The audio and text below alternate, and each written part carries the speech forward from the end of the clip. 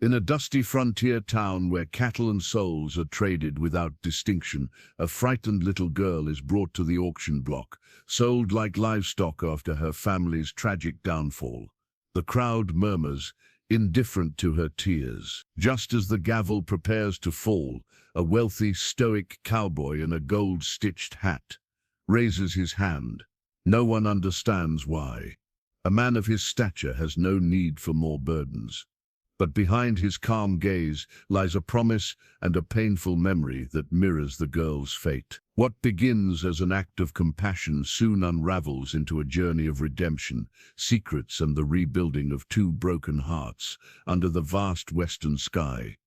But what dark secret from his past compelled him to save her? Before we jump back in, tell us where you're tuning in from, and if this story touches you, make sure you're subscribed, because tomorrow I've saved something extra special for you. Red Bluff, Montana Territory sat like a weathered scar in the valley, a town built on necessity rather than beauty. The year was 1889, and civilization had come here reluctantly, dragging its conventions and cruelties along dusty cattle trails. The main street stretched between false-fronted buildings that promised more grandeur than they delivered. Saloons outnumbered churches 3-1. And the livestock pens at the edge of town processed more transactions than the bank ever would. Sarah Mae Hutchins had turned 8 years old 3 weeks before her world collapsed. She remembered the day with painful clarity, the way winter sunlight had filtered through the cabin windows, making patterns on the rough-hewn floor. Her mother had baked a small cake with precious sugar, and her father had presented her with a rag doll he'd sewn himself, his large homesteader's hands surprisingly gentle with needle and thread. That had been in December. By February, both her parents lay buried in the frozen ground behind their failing homestead, victims of the fever that swept through the valley like an invisible reaper. Sarah had been spared by chance or providence, though in the weeks that followed, she wondered if survival was truly a blessing. The homestead her father had worked so desperately to prove up sat 15 miles north of Red Bluff, 160 acres of stubborn earth that yielded just enough to keep hope alive and never enough to prosper. Robert Hutchins had been a dreamer, her mother Elizabeth often said with affection, a man who believed hard work and faith could transform barren soil into Eden. He'd borrowed against future harvests, purchased equipment on credit, and promised the merchants in town that success was just one good season away. When the fever took him, those promises died too. The creditors came within a week of the burial, men in dark suits with ledgers that documented every debt down to the penny. Sarah had watched from the corner of the cabin as they tallied her father's failures, their voices flat and businesslike. The homestead would be forfeit, the equipment would be sold, the livestock would go to auction, and Sarah, with no family to claim her and no means to support herself, would go to auction too. She'd clutched the worn leather satchel her mother had owned, the one that held everything precious, a tintype photograph of her parents on their wedding day, young and hopeful, a few letters from relatives back east who'd long since stopped writing, a handkerchief embroidered with her mother's initials, and the rag doll, its button eyes reflecting nothing of the horror unfolding around it. The law in Montana Territory was clear about orphans with debts. They could be indentured, placed in service to work off what was owed. Some called it practical, others called it by its true name, though never loud enough for the authorities to hear. Sarah didn't understand the legal complexities. She only understood that she was being taken from the only home she'd ever known, transported to town in the back of a wagon like surplus goods, and prepared for sale. Red Bluff had seen such transactions before. In a territory where survival trumped sentiment, children without families became commodities. Mining camps needed workers, saloons needed serving girls, farms needed extra hands. The auction house didn't distinguish much between a child and a plow horse. Both could labor, both could be fed cheaply, and both could be purchased for a price. Sarah spent her last night before the auction in a storage room behind the general store, locked in for safekeeping. The store owner's wife, Miss Fimberton, had brought her a blanket and a bowl of thin soup. Her face carefully neutral, Sarah understood that neutrality now. It was easier than compassion in a world where caring too much about every tragedy would break a person clean through. She'd sat on the floor with her back against the wall, the satchel in her lap, and tried to remember her mother's voice. Elizabeth Hutchins had been gentle, patient, always ready with a story or song. She'd taught Sarah her letters using a worn Bible, and she'd spoken often of family back east, of a sister she missed terribly, of a life she'd left behind for love. Sarah wished she could remember more. She wished she could ask her mother what to do now, how to face tomorrow with courage, instead of this hollow terror that made her hands shake and her breath come shallow. But her mother was gone, her father was gone, and Sarah was alone in a world that had already decided she was worth whatever someone would pay. James William Thornton had built his empire with patience and precision, two virtues that served a man well in cattle country. At 45, he commanded respect without demanding it, his presence alone sufficient to quiet a room or settle a dispute. The Double T Ranch sprawled across 50,000 acres of Montana grassland, a kingdom of cattle and horses that had made him one of the wealthiest men in the territory. He rose each morning at dawn, a habit formed during leaner years and never abandoned despite the comfort his success had brought. His bedroom overlooked the eastern pastures, and he'd stand at the window with coffee in hand, watching the sun paint the landscape in shades of gold and amber. The land never failed to move him, even after 20 years of ownership. This particular morning he reached for the gold pocket watch on his dresser, a ritual as ingrained as breathing. The watch had been his father's, passed down with instructions to build something lasting, something worthy of the Thornton name. James had honored that charge, but the watch meant more to him now for different reasons. The inside case bore an engraving he traced with his thumb. E.T. Emma Thornton, his daughter, dead these 12 years. The ranch house reflected his success without flaunting it. 2 stories of solid timber and stone, built to withstand Montana winters and time itself. The furniture was quality without being ostentatious, the kind that served function and beauty equally. His late wife Catherine had decorated it with care, choosing pieces that would last generations. After her death, he'd changed nothing, preserving her choices like a shrine to better days. Miguel Santos found him in the study, reviewing ledgers as he did every morning. Miguel had been with him for 15 years, arriving as a young vaquero, fleeing trouble in Texas and staying because James saw potential where others saw only a Mexican with a quick temper. Now Miguel was foreman, friend, and the closest thing to family James had left. "The auctions today," Miguel said, leaning against the doorframe. "You planning to go?" James looked up from the columns of numbers. "I thought I might. You don't need cattle. We're already overstocked for winter." "I know." Miguel studied him with the familiarity of long friendship. "You go to these things too often, Jaime. Watching other people's misery won't bring them back." James closed the ledger carefully. Miguel was one of the few people who understood the pull that drew him to town on auction days. He couldn't explain it himself, this compulsion to witness the commerce of desperation, to see what necessity forced people to sell. Perhaps it was penance. Perhaps it was simply the only way he knew to remember that his wealth meant nothing when measured against what he'd lost. "Rosa has breakfast ready," Miguel said after a moment, accepting that his counsel would go unheeded.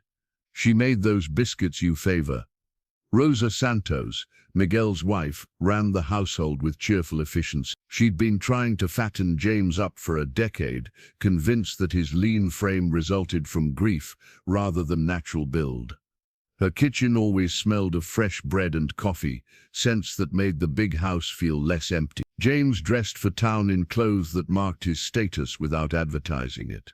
A well-tailored coat, boots of good leather, a hat that had cost more than most men earned in a month. He checked the watch one more time before tucking it into his vest pocket, feeling its weight against his chest like a talisman. The ride to Red Bluff took 2 hours through country he knew as intimately as his own reflection. Spring was asserting itself after a hard winter, and the grass showed green against brown earth. His horse, a big sorrel gelding named Ranger, moved with the easy gait of an animal well-trained and well-treated. James arrived at the auction grounds as vendors were setting up. The corrals held cattle and horses, their lowing and neighing creating a familiar symphony. Men gathered in clusters discussing prices and prospects, their voices carrying across the dusty yard. James dismounted and tied Ranger to a rail, nodding to acquaintances, but avoiding conversation. He preferred to observe, to remain peripheral to the transactions that would unfold.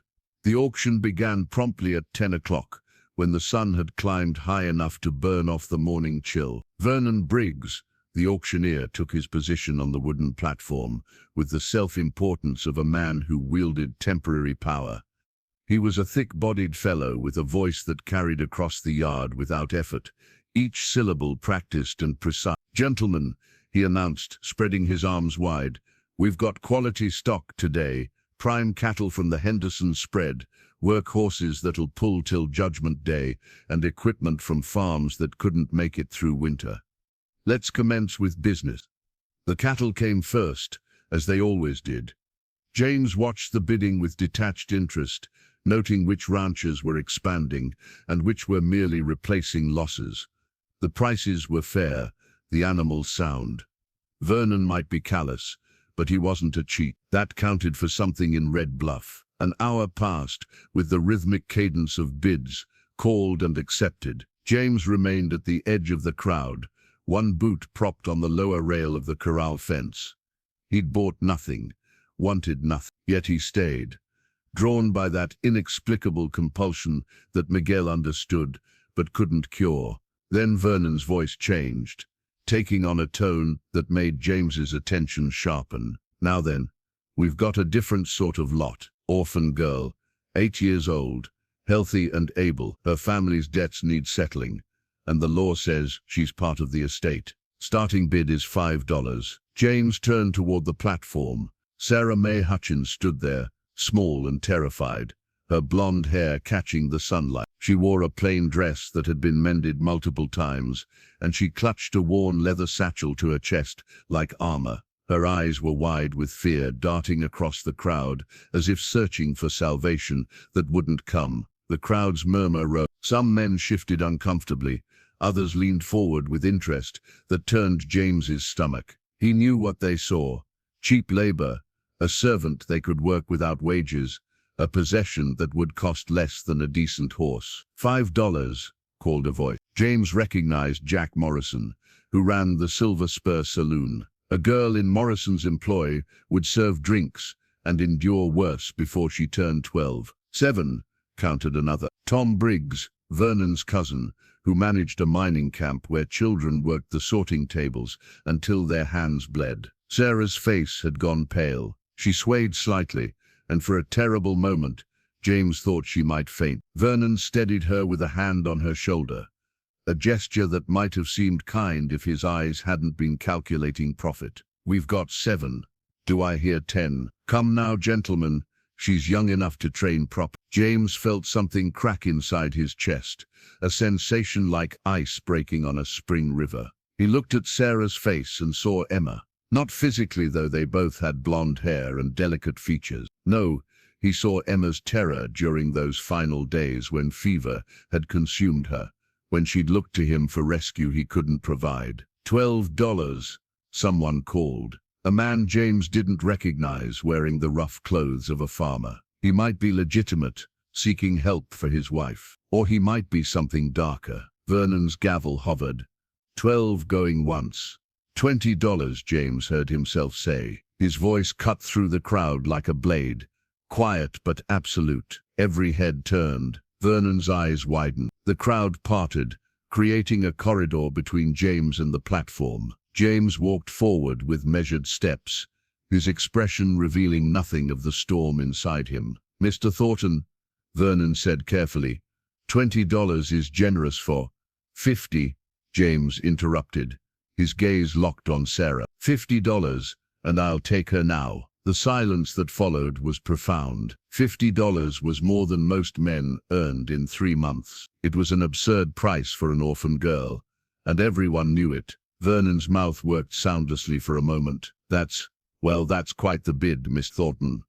Anyone care to counter? No one spoke. James Thornton had just declared his intent, and no one in Red Bluff was fool enough to challenge him. Vernon lifted his gavel, glanced around one more time for form's sake, then brought it down with a sharp crack. "Sold to Miss James Thornton for $50. James approached the platform with steady steps, aware of every eye tracking his movement. Vernon produced a document from his coat pocket, the bill of sale that would transfer ownership of one Sarah May Hutchins to James William Thornton. The legal language was stark and unforgiving, reducing a human life to terms and conditions. He signed it with a hand that didn't tremble, though his heart hammered against his ribs. The paper felt obscene, wrong in ways he couldn't articulate, yet he took it, folded it carefully, and placed it in his inside pocket. Better him than the alternatives he'd seen bidding. Sarah stood frozen on the platform, clutching her satchel. Vernon gestured for her to step down, and she moved like someone in a dream, her legs uncertain beneath her. James extended his hand to help her navigate the steps. She flinched at first, then accepted his assistance with the resignation of someone who'd learned that choices were luxuries she could no longer afford. "Come along," James said quietly. "We'll get you settled." The crowd parted again as they walked toward where Ranger stood tied. James could feel the weight of judgment and speculation pressing against his back. Conversations would bloom like wildfire before nightfall. The wealthy bachelor purchasing an orphan girl. The implications were ugly, the gossip inevitable. He'd deal with it later. Miguel waited by the wagon, having appeared from wherever he'd been observing. His dark eyes took in Sarah's terrified face and James's carefully neutral expression. He said nothing, simply nodded and moved to help. Sarah balked when James lifted her toward the wagon seat. "My things," she whispered, her first words. "Mrs. Pemberton has my things at the store. We'll collect them," James assured her.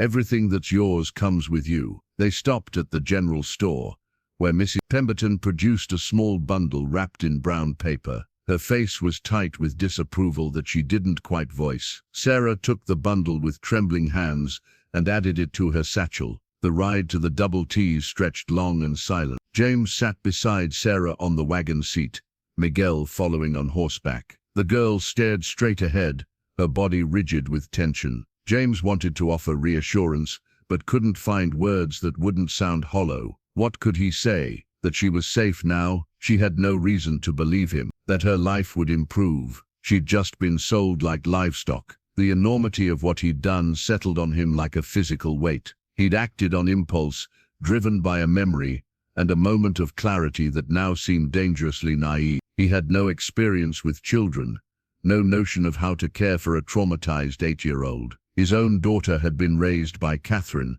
who'd possessed maternal instincts he entirely lacked. What had he been thinking? The ranch gates appeared in the distance, the Double T brand prominent on the crossbeam. Sarah's eyes widened at the size of the spread, the main house rising like a monument against the sky. James saw it through her eyes, intimidating, foreign, a palace that made her homespun poverty stark by comparison. Rosa emerged from the house as they pulled up, wiping her hands on her apron. She took one look at Sarah's face and immediately grasped the situation with the intuition that made her invaluable. Pobrecita," she murmured, moving toward the wagon with open arms. "Miguel, help her down. Carefully now." Sarah allowed herself to be lifted down, and Rosa immediately enfolded her in a hug that was gentle but firm. "You're safe now, little one. Come inside.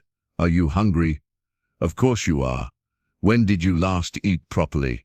James climbed down from the wagon, his legs stiff. Miguel caught his eye, raising one eyebrow in question. James shook his head slightly.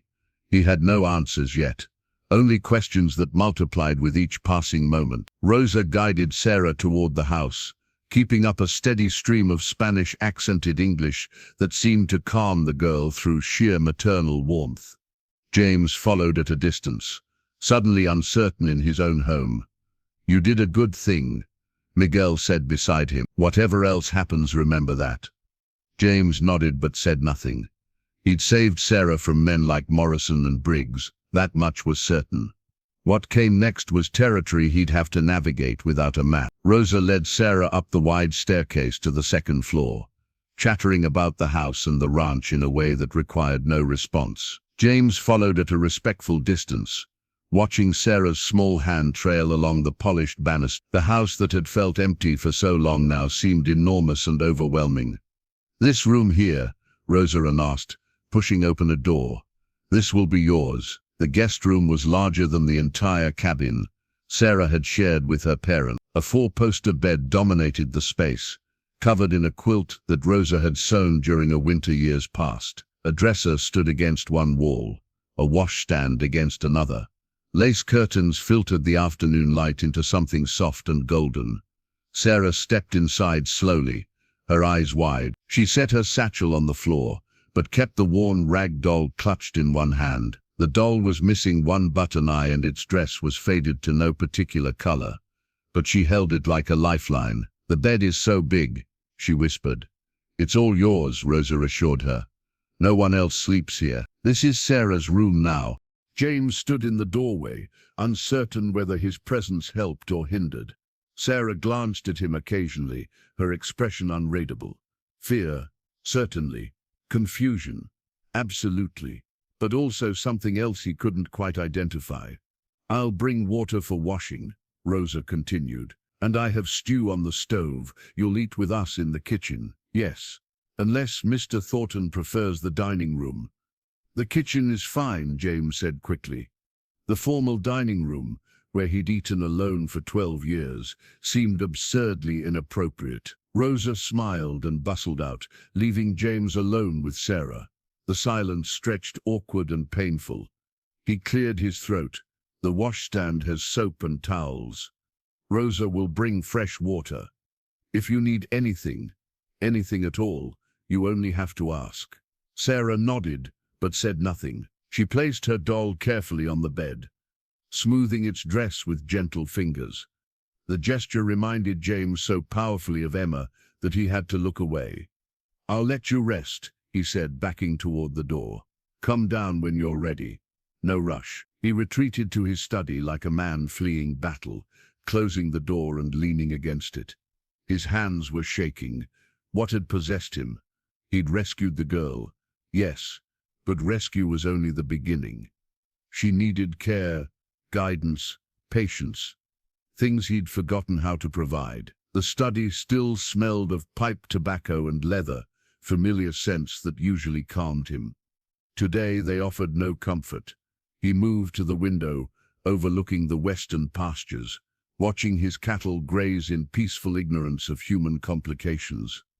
Miguel found him there an hour later. "She's eating," Miguel reported. Rosa got her to take some stew and bread. The girl was starving, Kame.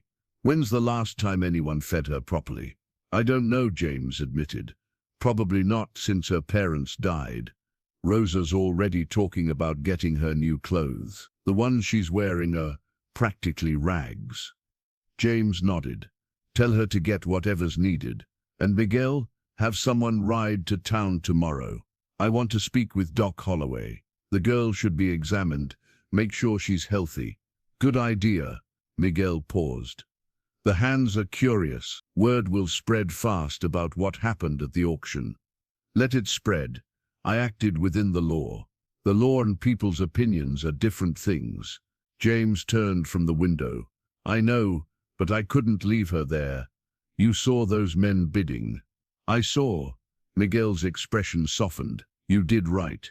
It's just going to be complicated." That evening, Sarah appeared in the kitchen doorway like a ghost, freshly washed and wearing the same mended dress. Rosa immediately set A's at the large wooden table where the household staff took their meals. James sat at the head, Miguel and Rosa on either side, and 3 ranch hands at the far end. Sarah took the seat. Rosa indicated, her eyes downcast.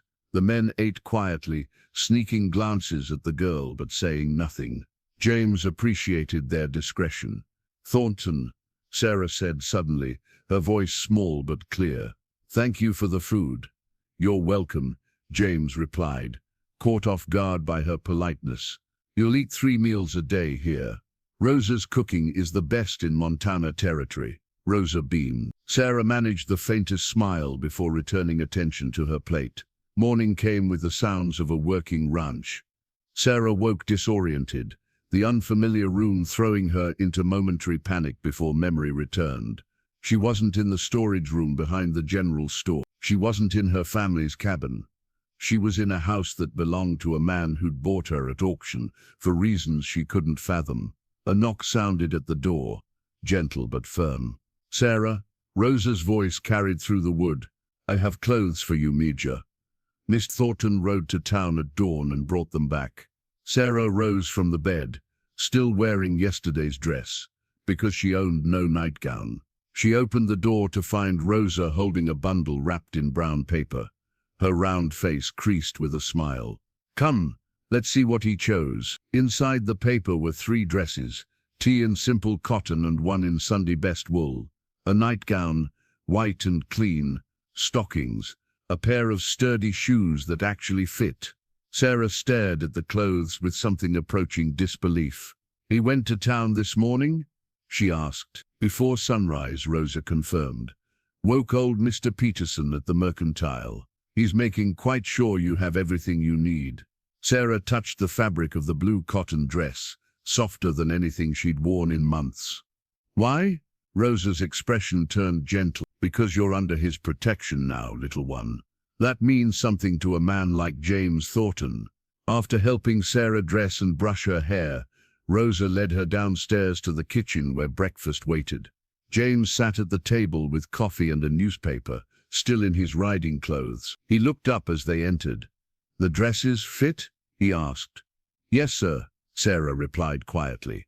"Thank you." James nodded, looking uncomfortable with her gratitude. "Rosa, make sure she eats well. She's too thin." Breakfast was eggs, bacon, fresh bread and milk. Sarah ate carefully, aware that her table manners were rough compared to the quiet elegance of the household. No one corrected her, and for that she was grateful. After the meal, James stood and addressed her directly for the first time. "Would you like to see the ranch?" Sarah hesitated, then nodded. She followed him outside into bright Montana sunshine. The yard bustled with activity, ranch hands moving between barn and corrals, horses nickering in their stalls. James walked at a pace she could match, pointing out various buildings and explaining their purposes. "That's the main barn. We stable the horses there and store hay for winter. The smaller barn beyond is for equipment. The bunkhouse is where the hands sleep." They reached the corrals where several horses stood in the morning light. Sarah had always loved horses, though her family had owned only 1 old plow mare. These were magnificent animals, well-fed and glossy. "This one here," James said, gesturing to a gentle-looking bay mare. "Her name is Willow. She's getting old, too slow for cattle work anymore. But she's kind." He opened the gate and approached the mare, who nuzzled his hand seeking treats. Sarah remained by the fence, watching. James glanced back at her. "Would you like to pet her?" Sarah's eyes widened. "May I?" "Come here. Move slowly. Let her see you." Sarah entered the corral on uncertain legs. The mare turned large brown eyes toward her, ears forward with curiosity. James took Sarah's hand, his touch careful, and guided it to the horse's soft nose. Just like that. Gentle now. The mare's breath was warm against Sarah's palm. She stroked the velvet nose with wonder, and for the first time since the auction, something like joy flickered across her face. James saw it and felt something shift in his chest, a painful tenderness he'd thought buried with his daughter. "She likes you," he said quietly. "She's beautiful," Sarah whispered. They stood there in companionable silence, girl and horse and man, while the ranch carried on its business around them. When they finally left the corral, Sarah walked a bit closer to James than before. the distance between them fractionally smaller. That evening, Rosa brushed Sarah's hair with the silver hairbrush that had belonged to Catherine Thornton. James had brought it down from his bedroom, a decision that cost him more than anyone knew. The brush was monogrammed with delicate initials, CT, etched into the silver backing. "This belonged to someone special," Rosa explained gently. "Mr. Thornton wants you to have it." Sarah held the brush reverently, running her fingers over the smooth silver. "It's too fine for me. Nothing is too fine for you, Major. You remember that." 2 weeks passed in a rhythm that felt both strange and comforting. Sarah woke each morning in the large bedroom that still didn't quite feel like hers. She dressed in clothes that fit properly, ate meals that filled her belly, and slowly learned the patterns of ranch life. Rosa taught her to help in the kitchen, kneading bread and snapping beans, tasks that gave her purpose without overwhelming her. James maintained a careful distance, present but not intrusive. He'd nod to her at breakfast, ask if she needed anything, then disappear into ranch business until evening. Sarah sensed his uncertainty, the way he seemed to weigh each word before speaking to her. It reminded her of how her father had acted around newborn calves, wanting to help but afraid of causing harm through clumsiness. In the evenings, James retreated to his workshop, a small building behind the main barn where he kept woodworking tools. Sarah discovered this by accident one night while exploring the grounds. She'd peered through the window and seen him bent over a workbench, carving something from a piece of pale wood. The next evening, curiosity drew her back. She knocked softly on the workshop door. "Come in," James called, surprise evident in his voice. Sarah entered the warm space, breathing in the scent of sawdust and wood oil. Shavings littered the floor around James's boots.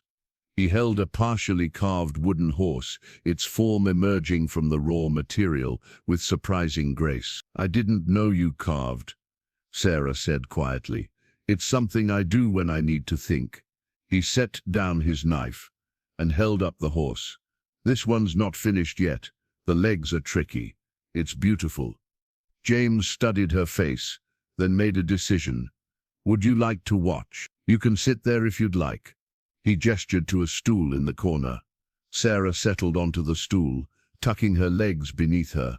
James returned to his work, his large hands surprisingly deft with the small blade. They sat in companionable silence, the only sounds the scrape of knife on wood and the distant lowing of cattle, settling for the night. "My father carved too," Sarah said eventually. "Not horses. Mostly practical things, but he made my doll." James paused. "The one you brought with you?" "Yes, he gave it to me for my birthday, 3 weeks before he died." The raw pain in her voice made James set down his tools. "I'm sorry you lost them, Sarah. That's a heavy burden for someone so young." "Do you think they're watching?" she asked. "My mama and papa? Do you think they know I'm here?" James considered the question with the seriousness it deserved. "I believe they'd be glad you're safe, that you're fed and warm and not afraid." "Are you glad I'm here?" The question emerged barely above a whisper. James met her eyes directly. "Yes, I am." Something eased in Sarah's posture, a tension she'd been holding since the auction finally beginning to release. She watched James work for another hour before Rosa called her in for bed.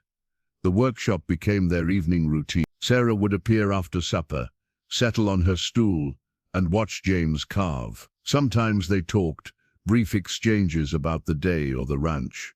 More often they simply shared the space, finding comfort in companionship that required nothing beyond presence. The wooden horse took shape slowly. James worked on it with meticulous care, smoothing each curve until the wood felt like silk under his fingers. Sarah recognized what it was becoming even before he finished. A gift, though neither of them spoke of it direct. One evening Miguel appeared at the workshop door, with news that altered their careful peace. "Sheriff Crawford is here. Wants to speak with you about the girl." James set down his carving, his jaw tightening. "Tell him I'll be there directly." After Miguel left, James looked at Sarah. "Stay here with your work. I'll handle this. But Sarah had heard the tension in his voice. Am I in trouble? No, but there are people in town who question why I brought you here. They don't understand. And some of them have minds that run toward darkness. I need to make sure the law understands my intentions are honorable. What if they take me away? The fear in her voice cut through James like a blade. He knelt beside her stool, bringing himself to her eye level. I won't let that happen. You're under my protection, Sarah. That means something. He squeezed her shoulder gently, then left to face the sheriff, leaving Sarah alone with the half-finished wooden horse and a fear that had been temporarily quieted, but never truly gone. Sheriff Ben Crawford stood in James's study, hat in hand, looking uncomfortable with his errand. He was a decent man, worn down by years of mediating other people's troubles. His weathered face carried the permanent squint of someone who'd spent too many years staring into Montana's sun and wind. I appreciate you seeing me, James, he began. This isn't easy. What isn't easy? James kept his voice level, though anger simmered beneath the surface. There's talk in town about you and the girl. Some folks are wondering about your intentions. My intentions are to provide shelter for an orphan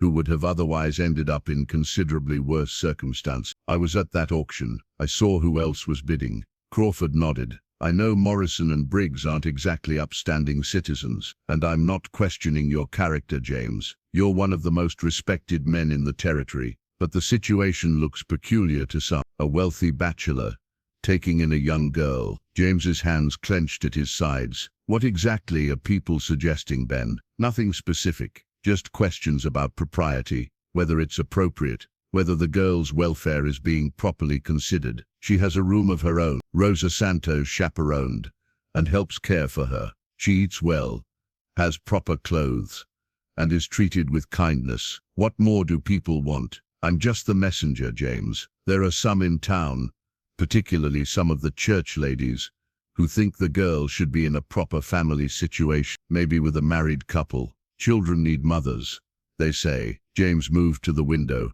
fighting to control his temper. Those same church ladies watched her be sold at auction without raising a finger to help. They're concerned about propriety now. Where was their concern when she was sleeping in a storage room, being prepared for sale like a piece of furniture? I hear you, but the territorial government is getting involved too. There's a reform movement gaining strength in Helena. They're questioning whether these orphan auctions should even be legal. Your purchase is being used as an example. An example of what? Compassion? An example of why the system needs oversight. Crawford shifted his weight. Look, I'm on your side here, but you need to be prepared. There may be official inquiries, questions about guardianship, about your suitability as a single man to raise a child. James turned from the window. What do you suggest? Get ahead of it. Talk to a lawyer. Maybe formalize the arrangement somehow. Show that you're committed to the girl's well-being and education. Make it clear this isn't some temporary whim. It's not a whim. James's voice was quiet but firm. That child has already lost everything. I won't let her lose the first safe place she's found since her parents died. Crawford nodded slowly. I believe you. Make sure everyone else believes it too. After the sheriff left, James stood alone in his study, the weight of the situation pressing down on him. He'd acted on instinct at the auction, driven by memory and compassion. He hadn't considered the complications that would follow, the scrutiny his decision would invite. Sarah appeared in the doorway, her face pale. Did he come to take me away? No. James crossed to her quickly. And he won't. But there are people questioning why you're here, questioning whether I can properly care for you. Can you? Her voice trembled. Properly care for me? The question struck him deeply. Could he? He was a man who'd failed to save his own daughter, who'd watched helplessly as fever consumed her. What made him think he could protect Sarah from a world that saw her as disposable? But looking at her face, seeing the fear and fragile hope there, he knew the answer. I'm going to try, Sarah. I'm going to try with everything I have. She nodded, processing this promise. I don't want to leave. I like it here. Rosa is kind, and Miguel makes me laugh. And you, she hesitated, you make me feel safe. James felt something crack in his chest, the armor he'd built around his heart after losing his family developing fissures. Then, You'll stay. I'll make sure of it. The next morning, James rode to Great Falls and hired William Preston, the best lawyer in Montana Territory. If the law wanted to question his guardianship, he'd meet them with every legal weapon at his disposal. Sarah deserved protection, and he would provide it, regardless of cost or complication. Spring deepened into early summer, and the Double T Ranch flourished under long days and warm sunshine. 3 months had passed since the auction, and Sarah had transformed in ways both visible and subtle. Her cheeks had filled out with proper meals, and her eyes no longer carried that haunted, hunted look. She moved through the house with growing confidence, helping Rosa with tasks, and sometimes venturing out to watch the ranch hands work. James found himself watching for her at breakfast, listening for her footsteps in the evening as she made her way to the workshop. Their time together had evolved from uncomfortable silence into something resembling companionship. She asked questions about the ranch, about cattle and horses, and the land itself. He answered with a patience he'd forgotten he possessed. One afternoon, they rode out together to check on the northern herd. Sarah sat astride Willow, the gentle mare that had become her special favorite. James had taught her to ride properly over the past weeks, and she'd taken to it with natural grace. "Mr. James," she said as they walked the horses along a ridge overlooking the valley, "may I ask you something?" "Of course. Why do you still seem sad? Even when you smile?" The question caught him off guard. He'd thought he hid it better. "What makes you think I'm sad?" "Your eyes. They look far away sometimes, like you're seeing something that isn't there." James was quiet for a long moment, weighing how much truth to share. "I lost people I loved, my wife Catherine, and my daughter Emma. Sometimes the missing doesn't fade, even with time." "How old was Emma?" 8. "The same age as you." Sarah absorbed this, understanding dawning. "Is that why you saved me? Because I reminded you of her?" "Partly," James admitted. "But you're not a replacement for Emma, Sarah. You're your own person." "I know." She paused. "I think about my parents every day. Sometimes I'm afraid I'll forget what they looked like. That's why we hold on to the memories we can. The way they smiled, things they said, how they made us feel, those don't fade as easily." They rode in silence for a while, two people bound by loss and the tentative hope of healing. When they returned to the ranch house, a letter waited on James's desk, delivered by a rider from Helena. The territorial seal marked the envelope as official correspondence. James opened it with Rosa and Miguel present, needing witnesses to whatever news it contained. His eyes scanned the formal language, his jaw tightening as he read. "They're questioning the legality of the auction sale," he said finally. "A social reform commission wants to interview Sarah and inspect the ranch.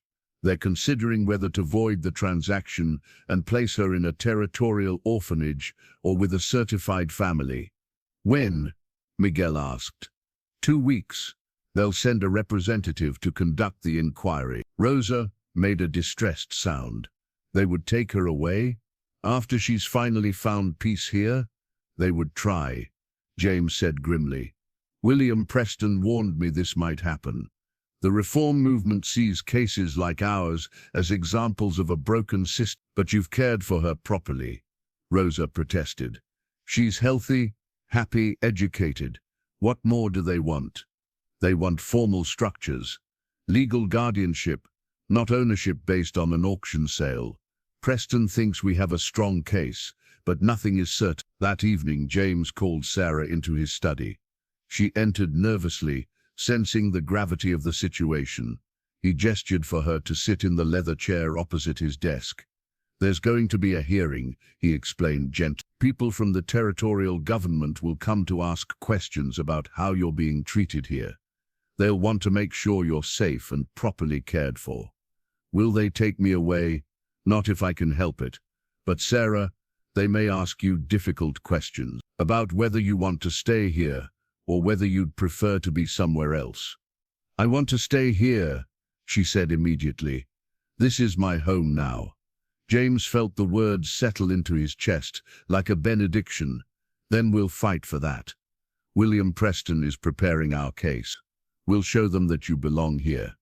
Mr. James? Sarah's voice was small. What if they don't believe us? He came around the desk and knelt beside her chair, meeting her eyes directly. Then we'll appeal, and if that doesn't work, we'll appeal again. I made you a promise, Sarah. I don't break my promises. She nodded, some of the fear easing from her face. Neither did my papa. He always kept his word too. The days leading up to the hearing moved with agonizing slowness. William Preston arrived at the ranch to prepare their case, a sharp-minded man in his 50s who'd built his reputation on winning impossible battles in territorial courts. He interviewed Rosa, Miguel, and the ranch hands, documenting Sarah's care and daily life with meticulous detail. The key, Preston explained to James in the study, is demonstrating that Sarah is thriving here in ways she wouldn't elsewhere. We need character witnesses, evidence of education, proof of proper guardianship. She reads every evening, Rosa interjected. I've been teaching her from my own books, and Pastor Williams has been giving her lessons in scripture and arithmetic. Preston made notes. Good, we'll have the pastor testify.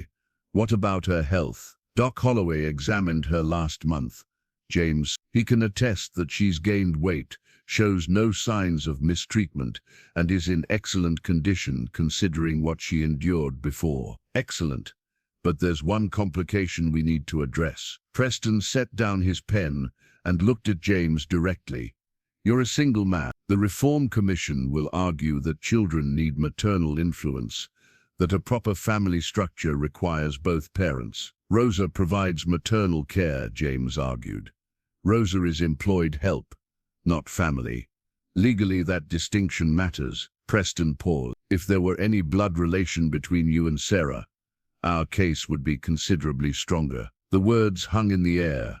James felt something shift in his mind, a puzzle piece sliding into place. Blood relation, family. That evening, unable to shake Preston's words, James asked Rosa to help Sarah organize her belongings in preparation for the inquiry. He wanted everything to appear orderly, nothing that could be used against them. Rosa agreed, and James retreated to his study to review documents. An hour later, Rosa knocked urgently on his door. Her face was pale, her hands trembling as she held something small. Senor James, you need to see this. It fell from Sarah's satchel, from the torn lining. She handed him a faded tintype photograph, the kind taken by traveling photographers who moved through settlements, capturing moments for a few coins. James held it to the lamplight, and his breath caught in his throat. The photograph showed a young woman, perhaps 25, with delicate features and blonde hair swept back in the fashion of 20 years past. She stood beside a serious-looking man in homesteader's clothes, but it was the woman who captured James's attention. He knew that face. He'd seen it countless times in his wife's features, heard Catherine speak of it with longing and regret. Elizabeth, Catherine's younger sister. James's hands began to shake. Catherine had 2 sisters, but Elizabeth had been her favorite, only 5 years younger. They'd been inseparable until the family dispute, some argument about inheritance and propriety that James had never fully understood. Elizabeth had run off at 18, disappeared east, and Catherine had grieved the loss until her dying day. Sarah, James called, his voice rough. Could you come here, please? Sarah appeared in the doorway, confused by his tone. Rosa stood behind her, equally uncertain. James held up the photograph. This woman. Tell me about her. That's my mama, Sarah said. And my papa. It was taken when they married. Your mother's name was Elizabeth? Yes, sir. Elizabeth Hutchins. Before she married Papa, her name was Elizabeth Harrington. Harrington, Catherine's maiden name. James felt the room tilt around him. Sarah, did your mother ever speak of her family, of sisters? Sometimes. She had 2 older sisters back east. She said she missed them terribly, especially one named Catherine. She always cried when she talked about Catherine, said they'd parted badly and she'd never gotten to say she was sorry. James sat down heavily in his chair. The implications crashed over him like a wave. Sarah wasn't just an orphan he'd saved. She was Catherine's niece, his niece by marriage, family. "Mr. James?" Sarah's voice was worried. "Did I say something wrong?" He looked at her with new eyes, seeing not just a child he'd rescued, but a connection to the wife he'd lost. Catherine's sister's daughter, the last living link to the woman he'd loved. "No, Sarah, you said something very, very right."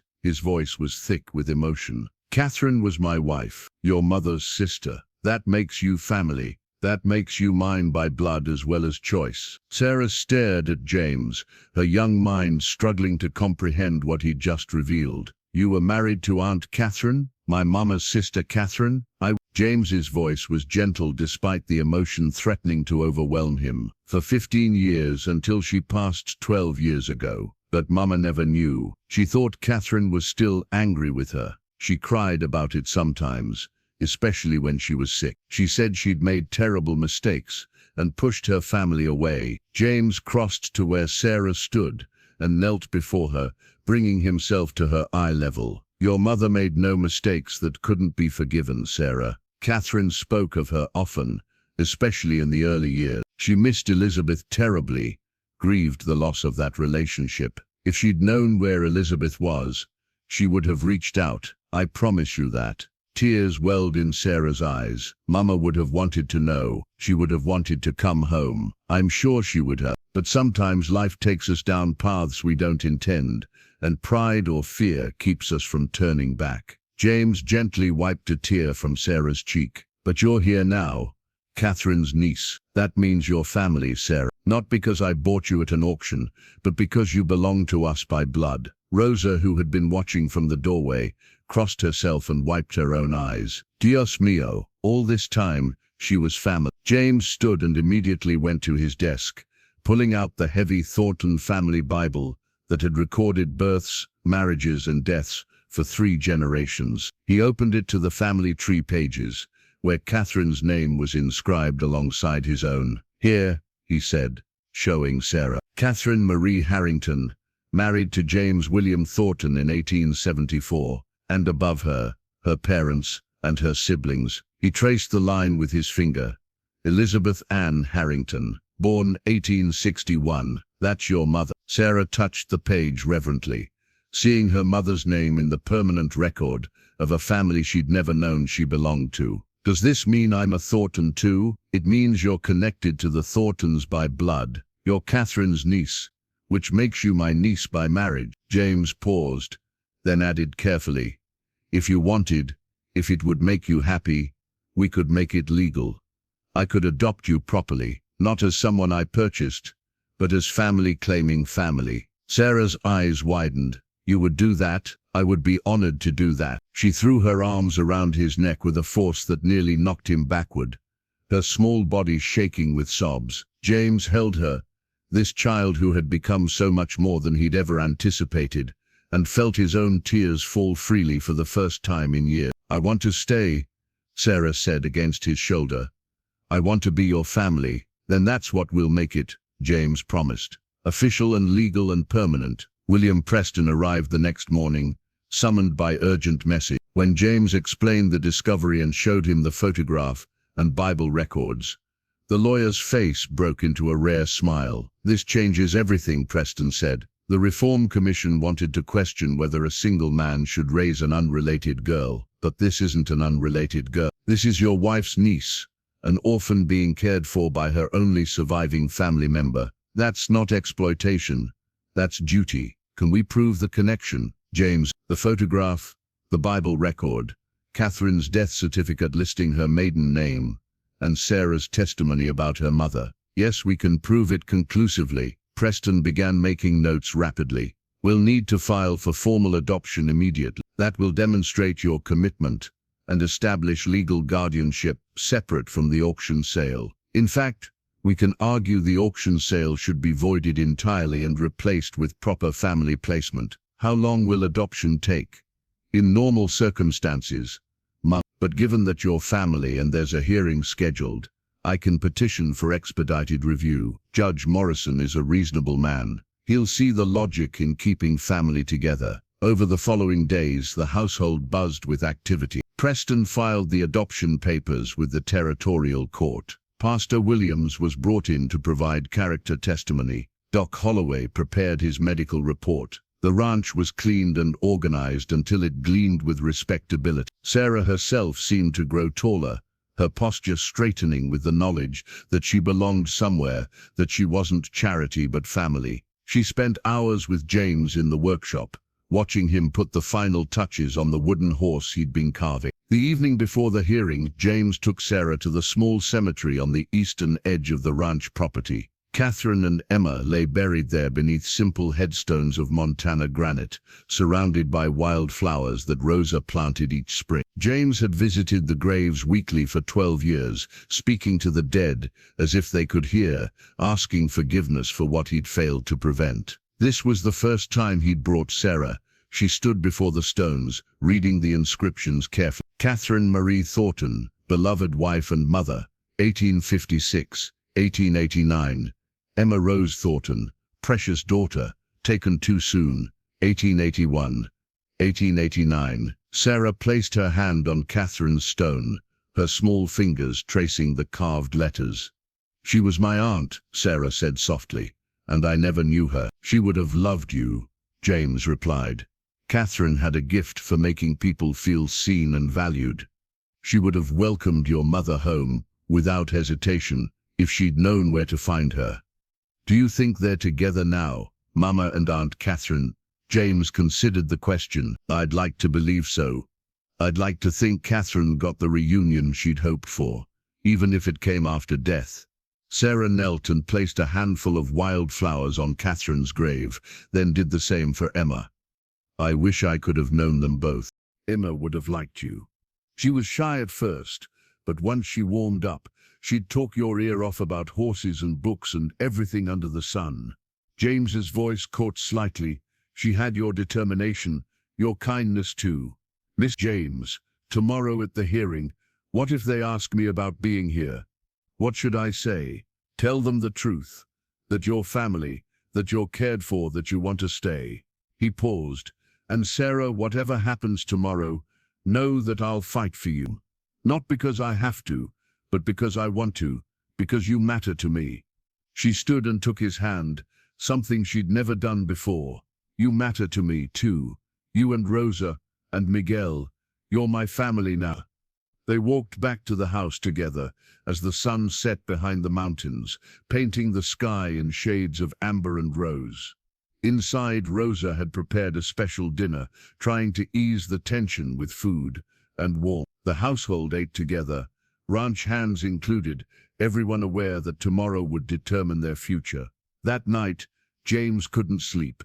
He sat in his study with Catherine's journal, a leather-bound book she'd kept during their marriage. He'd read it countless times, but tonight he searched for specific passages about Elizabeth. He found one dated 1876. "I wonder where Elizabeth is tonight. Does she think of me? Does she regret leaving as I regret letting her go? I should have fought harder to mend things between us. Pride is a poor substitute for sisterhood." Another from 1885. "James suggested I hire someone to search for Elizabeth, but what would I say if we found her? That I'm sorry for being right when she wanted support instead of lectures, that I miss her desperately. Some wounds go too deep for letters to heal." The final entry about Elizabeth came just weeks before Catherine's death. "I dreamed of Elizabeth last night. She was happy, married to a kind man, living somewhere west. In the dream I got to meet her daughter, a beautiful little girl with Elizabeth's smile. I woke weeping, knowing I'll never see my sister again in this life." James closed the journal carefully, his throat tight. Catherine had dreamed of Sarah before she existed in his life. She'd wanted this reunion, this family connection, even if she'd never lived to see it realized. He went to Sarah's room and knocked gently. "Are you awake?" "Yes, sir." Her voice was small through the door. "May I come in?" She opened the door, still dressed, clearly unable to sleep herself. James held out the journal. "This was your Aunt Catherine's. I think you should have it. There are passages about your mother, memories Catherine wanted to preserve. It belongs to you now, as part of your family history. Sarah took the journal with reverent hands. Thank you. There's something else. James pulled a folded document from his pocket. These are the adoption papers.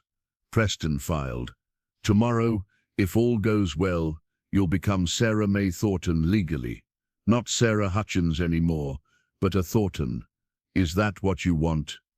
Yes, she whispered. More than anything. Then we'll make it happen. Now try to rest. Tomorrow we stand together. The Red Bluff courthouse was packed by 9 o'clock.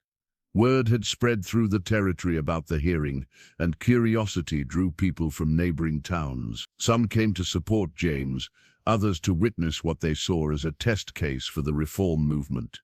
The room buzzed with conversation until Judge Henry Morrison entered, his black robes lending gravity to the proceedings. Morrison was 62, a man who'd practiced law in 3 territories and seen enough human nature to rarely be surprised. His reputation was built on fairness tempered with pragmatism. He took his seat at the bench and surveyed the courtroom with sharp eyes. "We're here," he began, "to determine the welfare of Sarah May Hutchins and whether her current placement with James Thornton is appropriate and legal. Mr. Aldrich, you represent the Territorial Reform Commission. Present your case." Gerald Aldrich stood, a thin man with the zealous air of someone convinced of his own righteousness. "Your Honor, the Commission questions the entire practice of auctioning human beings, particularly children. Miss Hutchins was sold like livestock to settle her family's debts. This is unconscionable in a civilized society." "I don't disagree with your moral stance, Mr. Aldrich," Morrison said dryly, "but my job is to apply the law as it exists, not as we wish it to be." Continue. "The law may have permitted the sale, but it doesn't mandate that such arrangements continue once questioned. We contend that placing a young girl with an unmarried man, however wealthy, lacks the proper family structure a child needs. The Commission recommends transferring Miss Hutchins to a certified family or territorial orphanage where she can receive appropriate care." Aldrich called Vernon Briggs first. The auctioneer testified that the sale was legal and properly conducted according to territorial statute. He seemed uncomfortable under questioning, particularly when Aldrich pressed him about the morality of selling children. "It's been done for years," Briggs muttered. "I just conduct the sales. I don't make the laws. But you profit from them," Aldrich countered. Next came testimony from the creditors, who'd seized the Hutchins property. They detailed the debts Robert Hutchins had accumulated, painting a picture of a failed homesteader whose death left obligations that had to be settled. Their testimony was cold, businesslike, void of compassion. The morning dragged on with procedural testimony. James sat beside William Preston, his jaw tight, watching Sarah from across the courtroom where she sat with Rosa. The girl's face was pale but composed, her hands folded in her lap with forced calm. Finally, Morrison called for a recess for lunch. James approached Sarah immediately. "How are you holding up?" "I'm scared," she admitted. "That Mr. Aldrich makes it sound like you did something wrong by taking me. He's doing his job. Now we'll do ours. Preston knows what he's doing." After lunch, the tone shifted. Preston called Rosa Santos to testify. She took the stand with quiet dignity, her accented English clear and strong. "Tell us about Sarah's care at the Double T Ranch," Preston prompted. "She has her own room, clean clothes, 3 good meals every day. I teach her cooking and sewing. She helps in the kitchen, but as family helps, not as servant. She is loved." "Has Mr. Thornton ever treated her inappropriately?" Rosa's eyes flashed. "Never. He is gentleman, always proper. He treats Sarah like she is precious, like she is his own." Aldrich cross-examined, trying to suggest Rosa was biased as an employee, but her sincerity was unshakable. Miguel testified next, describing James's character and Sarah's integration into ranch life. Then Pastor William spoke of Sarah's attendance at church and her educational progress. Doc Holloway provided medical testimony. When I examined Sarah last month, I found a healthy child who'd clearly been well fed and well cared for. She'd gained appropriate weight, showed no signs of abuse or neglect. Frankly, she was in better condition than many children I see from so-called proper families. The testimonies built a picture of a child thriving in an environment of safety and care. Preston then called James to the stand. He took the oath with his hand on the courthouse Bible, aware of every eye in the room. "Mr. Thornton," Preston began, "why did you purchase Sarah Hutchins at auction?" "I saw a terrified child being sold to men whose intentions I didn't trust. I acted to protect her from a fate I believed would be cruel." "You had no obligation to do so. I had a moral obligation. Sometimes that matters more than legal obligation. What have you provided for Sarah in the month since?" "A home, education, security and affection, everything I'd provide for my own child." Aldrich rose for cross-examination, his expression sharp. "Mr. Thornton, you're a wealthy man. You could have any number of housekeepers, workers, help of all kinds. Why did you need to purchase a child?" "I didn't need to. I chose to save her. From your perspective, but couldn't your actions simply perpetuate a system that treats children as property?" "I acted within the law as it exists. If the law is wrong, change it. But don't punish a child by removing her from a safe home while you debate philosophy." Aldrich's jaw tightened. "You're a single man, Mr. Thornton. No wife, no female relative in the home. Is that an appropriate environment for a young girl?" "Rosa Santos provides maternal care and supervision. Sarah is never alone with me inappropriately. Every propriety has been observed, but Rosa is an employee, not family. A child needs more than hired help." James met Aldrich's eyes steadily. "Then perhaps we should discuss what family actually means." Preston stood. "Your Honor, if I may redirect. Miss Thornton, is there something relevant to this case that you'd like to share with the court?" James nodded. 3 weeks ago, we discovered information that changes the nature of this entire situation." He gestured to Preston, who approached the bench with documents. "What information?" Morrison asked, leaning forward with interest. "Sarah May Hutchins is not a stranger I purchased on a whim. She's my late wife's niece. Family by blood." A ripple of shock moved through the courtroom. Aldrich's expression shifted from confident to uncertain. Morrison raised his hand for silence. "Explain," the judge commanded. James's voice was steady and clear. "My wife, Catherine, had a younger sister named Elizabeth who left the family 20 years ago after a dispute. We never knew where Elizabeth went. She married a homesteader named Robert Hutchins and had a daughter. That daughter is Sarah. When I bought her at auction, I didn't know the connection. We discovered it only recently." Preston presented the evidence. "Your Honor, I submit the Thornton family Bible showing Catherine Harrington Thornton's lineage, a photograph of Elizabeth Harrington Hutchins, and Sarah's own testimony about her mother's maiden name.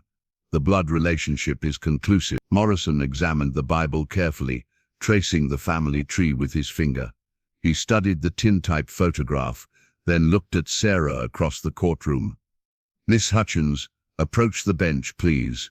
Sarah stood on trembling legs. Rosa squeezed her hand before releasing her. Sarah walked forward, her footsteps the only sound in the silent room. Morrison's expression softened as she reached him.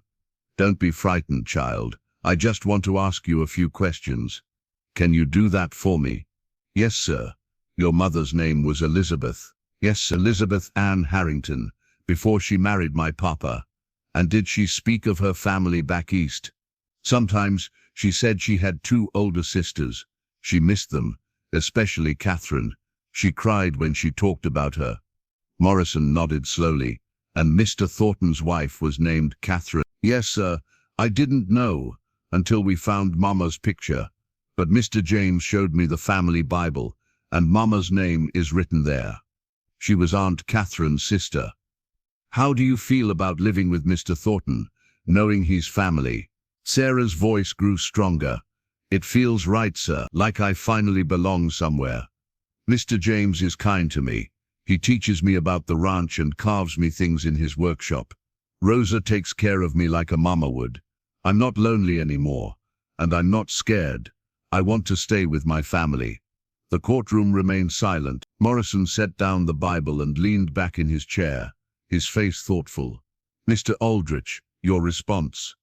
Aldrich stood slowly. Your Honor, if the family connection is verified, it does change the situation significantly. The Commission's concern was that an unrelated man was exploiting a vulnerable child. If Mr. Thornton is family, caring for an orphaned relative, that's a different matter entirely. Indeed it is. Morrison turned to Preston. You filed adoption papers. Yes, Your Honor. We're requesting that the auction sale be voided and replaced with formal adoption, establishing Mr. Thornton as Sarah's legal guardian based on their family relationship. Morrison nodded. I'll hear closing arguments, then make my ruling. Preston stood. Your Honor, the evidence is clear. Sarah May Hutchins is not a purchased commodity, but an orphaned child being cared for by her only living family. She's thriving under Mr. Thornton's guardianship. She's healthy, educated, loved, and wants to remain where she is. The law should support families staying together, not tear them apart. Aldrich's closing was subdued. The Commission acknowledges the family connection changes our concerns. We defer to the court's wisdom. Judge Morrison took his time, reviewing documents and making notes while the courtroom waited in tense silence. Finally, he set down his pen and looked out over the assembly. This case presents questions both legal and moral, he began. The practice of auctioning orphans to settle debts is, as Mr. Aldrich rightly notes, troubling to modern sensibilities. I expect the territorial legislature will address this issue in due course. However, my task today is not to legislate, but to determine what serves the best interest of one specific child. He paused, letting his words settle. The evidence shows conclusively that Sarah May Hutchins is the daughter of Elizabeth Harrington Hutchins, sister to Catherine Harrington Thornton, wife of James William Thornton. This establishes a clear family relationship. Miss Thornton did not know of this connection when he made his purchase, which speaks to his character. He acted purely from conscience, not obligation. James felt Sarah's eyes on him from across the room.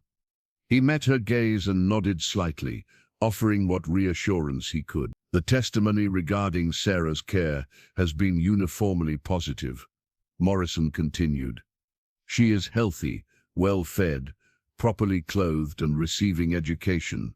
Multiple witnesses attest to her improved condition since entering Mr. Thornton's custody. Most importantly, the child herself expresses a clear desire to remain where she is.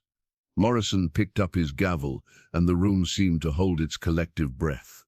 Therefore, I rule as follows. The auction sale of Sarah May Hutchins is hereby declared void on the grounds that family placement should have taken precedence over debt settlement. However, this ruling is not a condemnation of Mr. Thornton's actions, but rather a correction of improper procedure. James's heart hammered. The void sale could go either way. Furthermore, Morrison said, his voice growing warmer, I hereby grant James William Thornton's petition for formal adoption. Sarah May Hutchins shall henceforth be known as Sarah May Thornton, with all rights and privileges pertaining to a lawful daughter. Miss Thornton is granted full legal guardianship, effective immediately. The gavel fell with a sharp crack that echoed through the courthouse like a gunshot. For a moment, no one moved. Then the room erupted in applause and conversation. James stood, his legs unsteady, and opened his arms as Sarah ran to him across the courtroom floor. She collided with him with enough force to make him stagger, her thin arms wrapping around his waist and holding tight. We can stay together, she sobbed against his chest. I'm really your daughter now. You're really my daughter, James confirmed, his own voice breaking. Sarah May Thornton.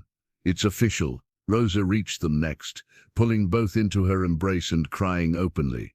Miguel clapped James on the shoulder, his dark eyes bright with emotion. Even Preston allowed himself a satisfied smile as he gathered his documents. Outside the courthouse, well-wishers surrounded them. Some of the same townspeople who'd gossiped and questioned now offered congratulations. Pastor Williams blessed them both.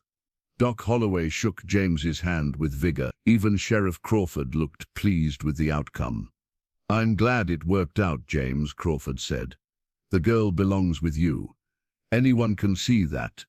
The ride back to the Double T felt different than the journey. Sarah sat between James and Miguel on the wagon seat, chattering with a lightness he'd never heard from her before.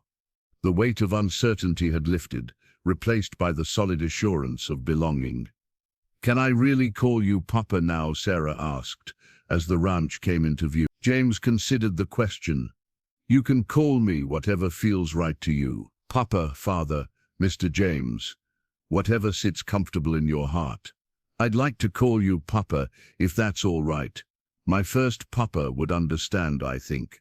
He'd be glad I have someone to take care of me." "Then Papa, it is." James found his eyes stinging again. "And your mother, wherever she is, she'd be glad too. She wanted family for you. Now you have it." That evening the household celebrated with a dinner that Rosa had been secretly preparing in hopeful anticipation. The table was laden with roasted beef, fresh bread, vegetables from the root cellar, and a cake that Rosa had somehow managed to bake, despite the chaos of the day. The ranch hands joined them, raising glasses of cider in toast after toast, to Sarah, to James, to family and justice and second chances. The big house rang with laughter and voices, more alive than it had been in 12 years. Later, when Sarah was tucked into bed, James presented her with the completed wooden horse. Its surface smooth as glass from hours of careful sanding, painted in rich chestnut brown with a flowing mane. "This is for you," James said, placing the wooden horse in Sarah's hand. "I started it the night you came here, not knowing what you'd become to me. Now it's finished. Just like our family is finished becoming whole again." Sarah traced the carved mane with gentle fingers, admiring the detail James had etched into every curve and line. The horse stood proud and strong, captured mid-stride as if galloping across an invisible prairie. "It's the most beautiful thing anyone's ever made for me, except for my doll, the one Papa made. Keep them both. One to remember where you came from, one to remember where you are now." She set the horse on her nightstand beside the rag doll, two tokens of love from two different fathers, both precious beyond measure. "Papa," she said, testing the word again, "will you tell me about Emma? I want to know about my cousin." James settled into the chair beside her bed, a place he'd avoided for 12 years, but now felt right to occupy. "Emma was full of questions, just like you.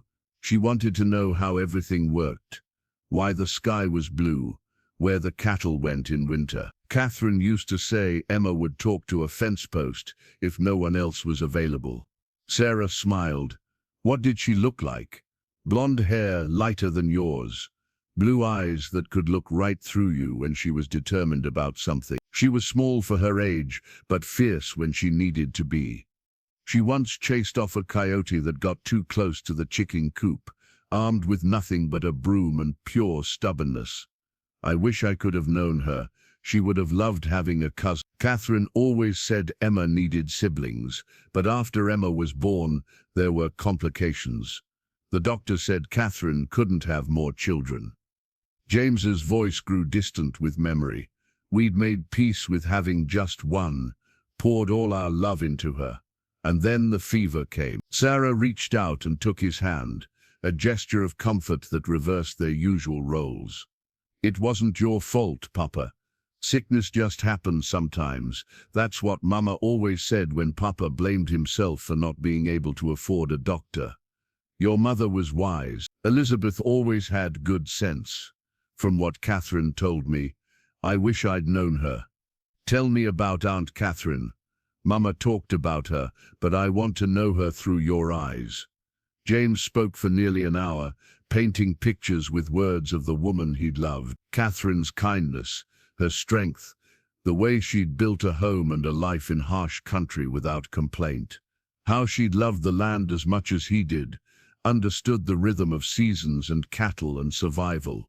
How she'd made the ranch house into something more than just shelter. "She sounds wonderful," Sarah said when he finally paused.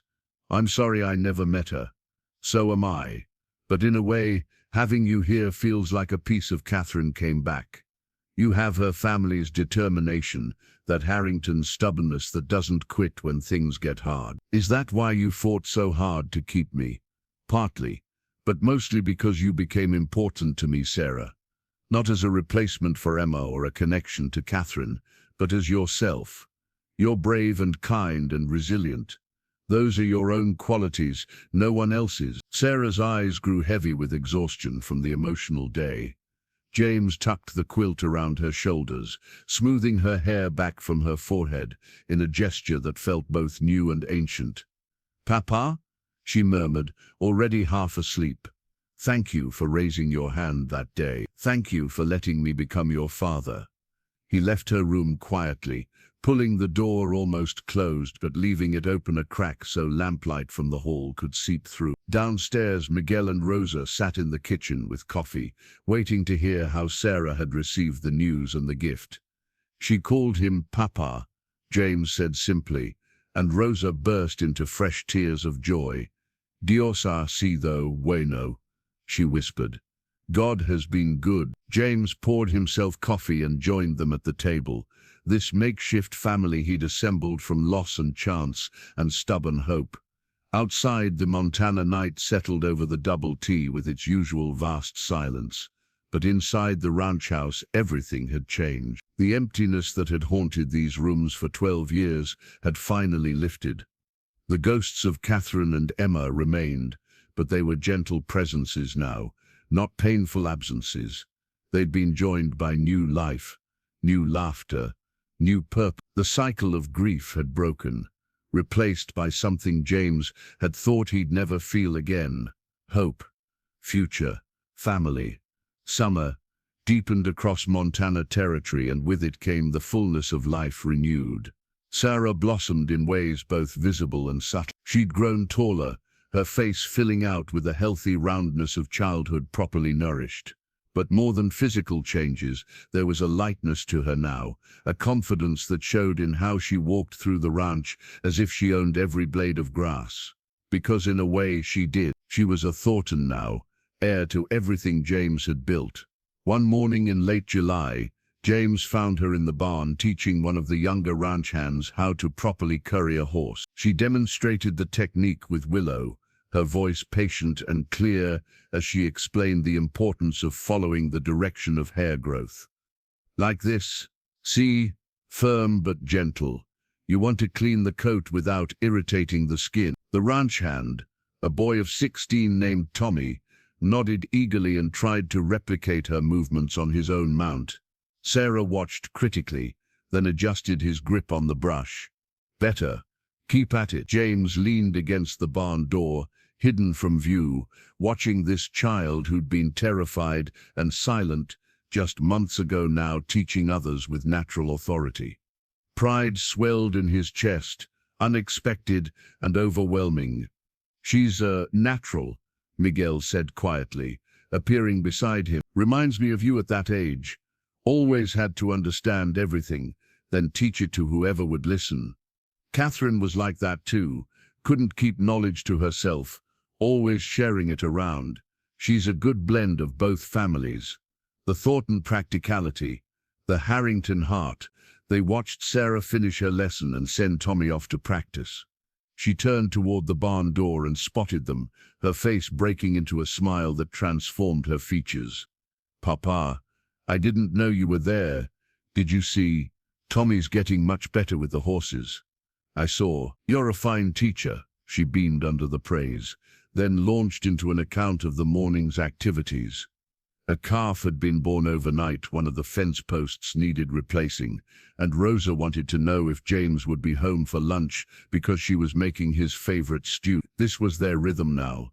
Sarah moved through the ranch with purpose, learning everything she could about the operation that would someday be partially hers. James had already revised his will with Preston's help, ensuring Sarah would inherit equally with any future children he might have. Though at 45 and thoroughly devoted to Sarah, he doubted there would be others. The afternoon brought visitors. Pastor Williams arrived with his wife, carrying a basket of preserves and a bundle of books for Sarah's education.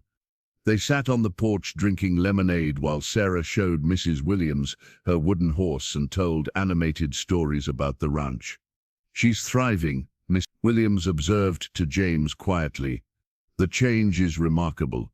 She had strength in her all along. She just needed safety to let it show. And you needed her too, I think.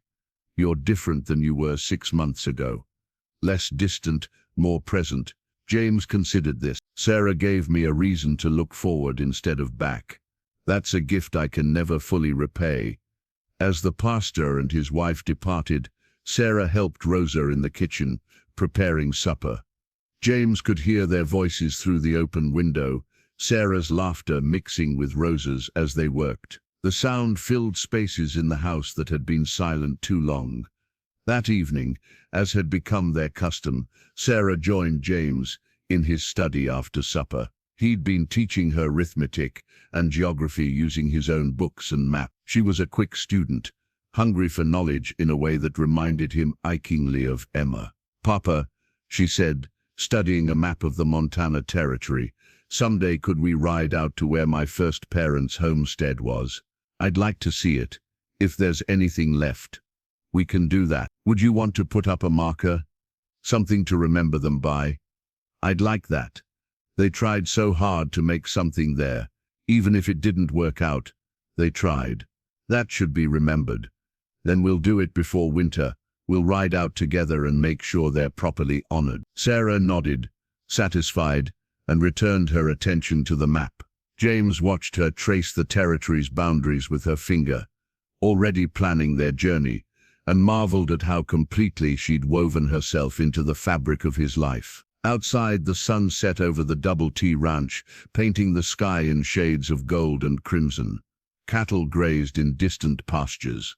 Horses moved lazily in their corrals. The land stretched vast and endless, full of promise and possibility. And inside the ranch house, a family sat together in comfortable silence, bound not just by legal documents, but by something far stronger: choice, love, and the determination to build a future from the broken pieces of their pasts. August arrived with the kind of heat that made the air shimmer over the grasslands. James and Sarah set out early one morning, before the sun climbed too high, riding toward the abandoned Hutchins homestead. Miguel had offered to accompany them, but James declined. This journey needed to be just the two of them, a pilgrimage to honor the past, before fully embracing the future. Sarah rode Willow with the easy confidence of someone born to the saddle. James had given her riding lessons throughout the summer, and she'd taken to it naturally, her small frame balanced perfectly as the mare picked her way across the rough terrain. The ride took 3 hours, following landmarks Sarah remembered from her childhood: a distinctive rock formation, shaped like a sleeping bear, a creek that ran clear even in dry summers, a stand of cottonwood trees that her father had used as a waypoint when traveling to town. "It's just over that ridge," Sarah said quietly, as they climbed the final hill. "I remember the view from here. Papa used to bring me up to see the sunset." They crested the ridge, and the homestead spread below them, or what remained of it.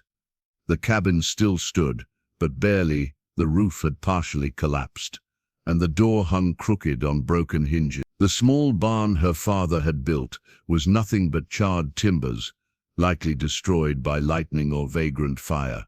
The fields that Robert Hutchins had worked so desperately were overgrown with sagebrush and wild grass, reclaimed by the land he'd tried to tame.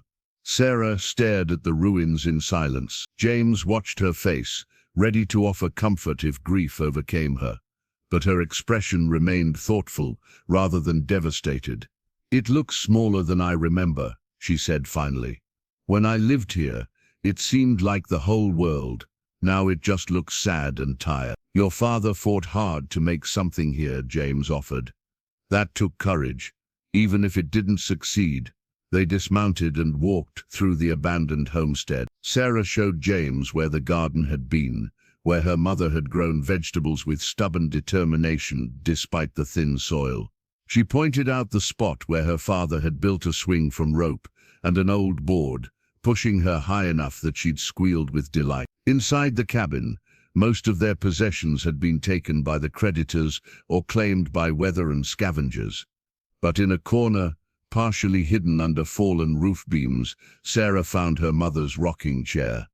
The wood was weathered, and one rocker had cracked, but it was still recognizable. "Mama rocked me in this when I was small," Sarah said, running her hand over the worn armrest. She'd sing while she rocked. Old songs her own mother taught her. "Would you like to take it back to the ranch? I could have it repaired." Sarah considered, then shook her head. "No, it belongs here, with their memories. But thank you for offering." They walked to the small plot behind the cabin, where her parents lay buried. Someone, probably the pastor, had placed simple wooden crosses to mark the graves.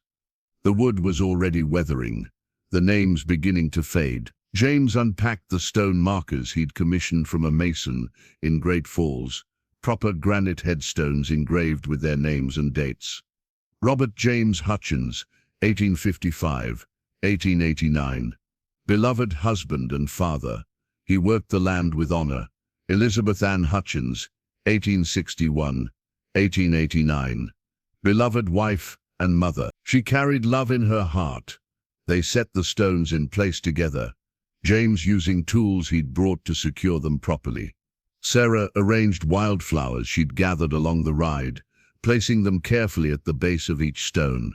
"Mama, Papa," she said softly, kneeling between the graves, "I'm all right now. I found family, just like you would have wanted. Uncle James takes care of me, and I'm learning so much. I think you'd like him. He's kind, like Papa was. And Aunt Catherine, Mama's sister, she would have loved me too if she'd lived. I'm a Thornton now, but I'll always remember being a Hutchins first. I'll remember you both always." James stood back, giving her privacy for her goodbyes. He watched this child who'd survived so much, who'd lost everything and somehow found the strength to build a new life from the rubble. She was remarkable, and he felt grateful beyond measure that chance or fate or divine providence had brought them together. After several minutes, Sarah stood and wiped her eyes. "I'm ready to go home now." Home, not the collapsed cabin or the failed homestead, but the Double T Ranch. That was her home now, the place where she belonged. They rode back in comfortable silence, the kind that exists between people who understand each other beyond the need for constant conversation. The sun climbed toward its zenith, and heat waves shimmered across the grassland, making the horizon dance and blur. Sarah sat straight in her saddle, her face peaceful despite the emotional weight of the morning. Halfway home they stopped at a creek to water the horses and rest in the shade of cottonwood trees. James unpacked the lunch Rosa had prepared, simple fare of bread, cheese and dried beef, along with a canteen of cool water from the ranch well. "Do you think Mama knew about Aunt Catherine?" Sarah asked as they ate. "That she was still alive when Mama died?" James considered the question carefully. "I don't know. Catherine tried to find Elizabeth over the years, hired men to search, but the West is vast, and people can disappear if they want to. Your mother might have heard Catherine had died, or she might have simply been too afraid to reach out after so many years of silence. It's sad they never reconciled." "It is, but Sarah, you're the bridge between them now. You carry both their legacies. In a way, through you, they're together again." Sarah absorbed this, turning it over in her mind.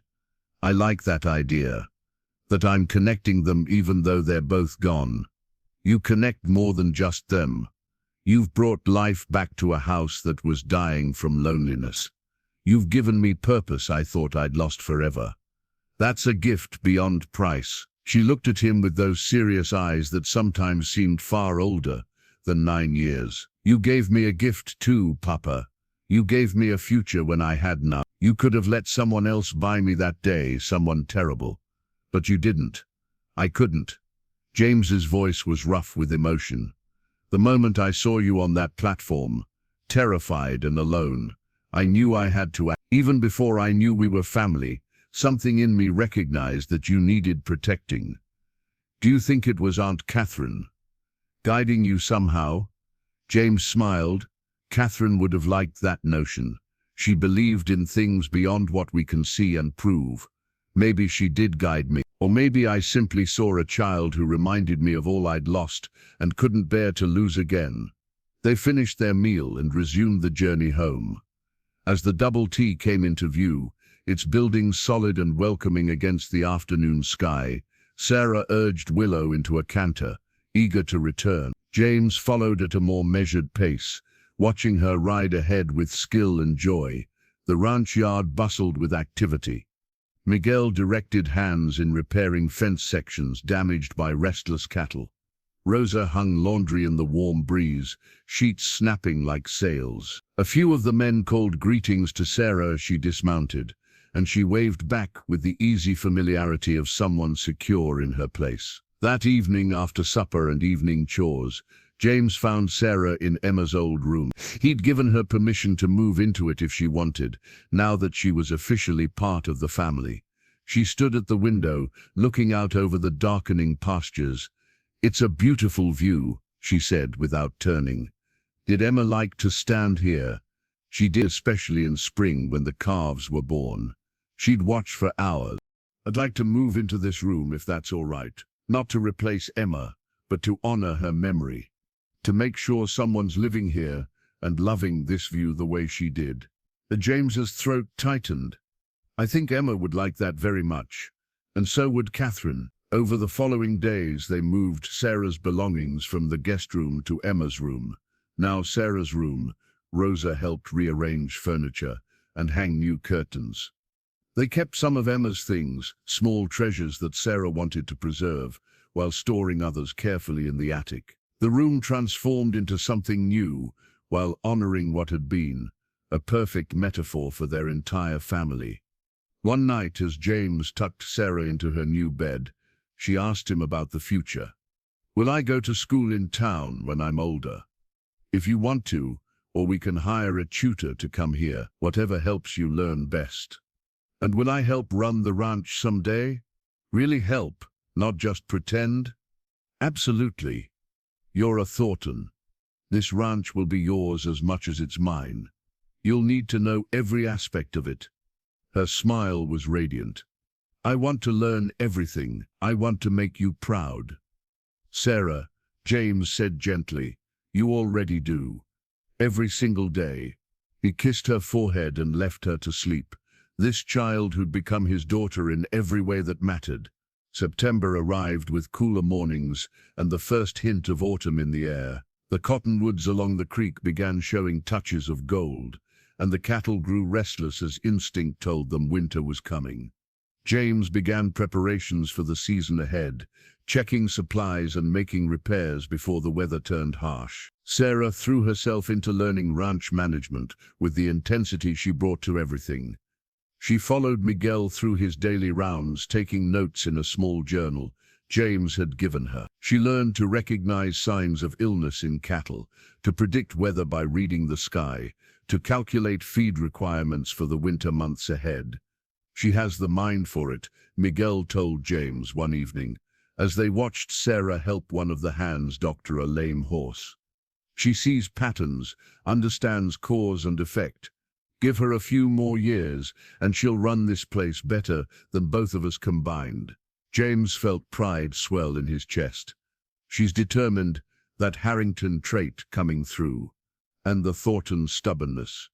Poor child got a double dose." They laughed together, the easy laughter of friends who'd weathered storms and found calmer waters. The ranch had changed since Sarah's arrival, growing lighter somehow despite the serious work. Men smiled more, sang while they worked. The darkness that had hung over the Double T for 12 years had finally lifted. That week, William Preston arrived with final paperwork, the official adoption decree bearing Judge Morrison's seal and signature. James held the document carefully, this piece of paper that transformed everything. "Congratulations," Preston said, shaking his hand. "Sarah May Thornton is now legally and irrevocably your daughter. No one can challenge that. Thank you, William, for everything you did to make this possible. I just presented the case. You did the hard part by opening your home and heart." Preston paused. "You know, I've practiced law for 30 years, and this is one of the few cases where I can say justice and mercy aligned perfectly. That child belongs with you.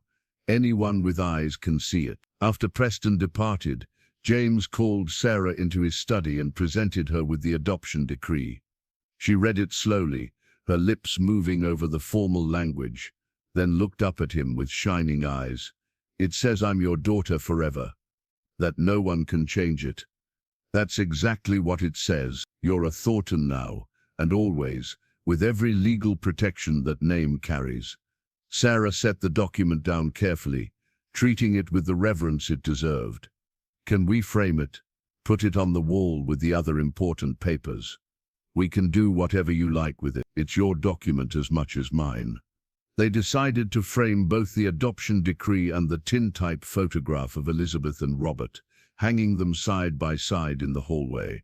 Past and present, loss and recovery, displayed together as testimony to survival and resilience. The following Sunday, Pastor Williams made a special announcement during services.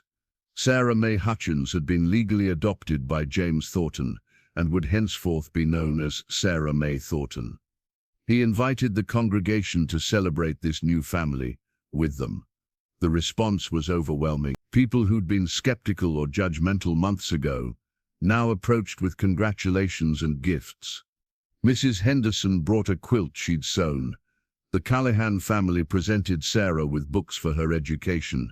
Even Vernon Briggs, the auctioneer, approached with uncomfortable sincerity. "I'm glad it worked out for the girl," he said to James. "That auction business never sat right with me, but it was legal work and I needed to make a living. Still, I'm glad she ended up somewhere good." James accepted the half apology with grace. Briggs was simply a man caught in a flawed system, doing what he thought necessary to survive.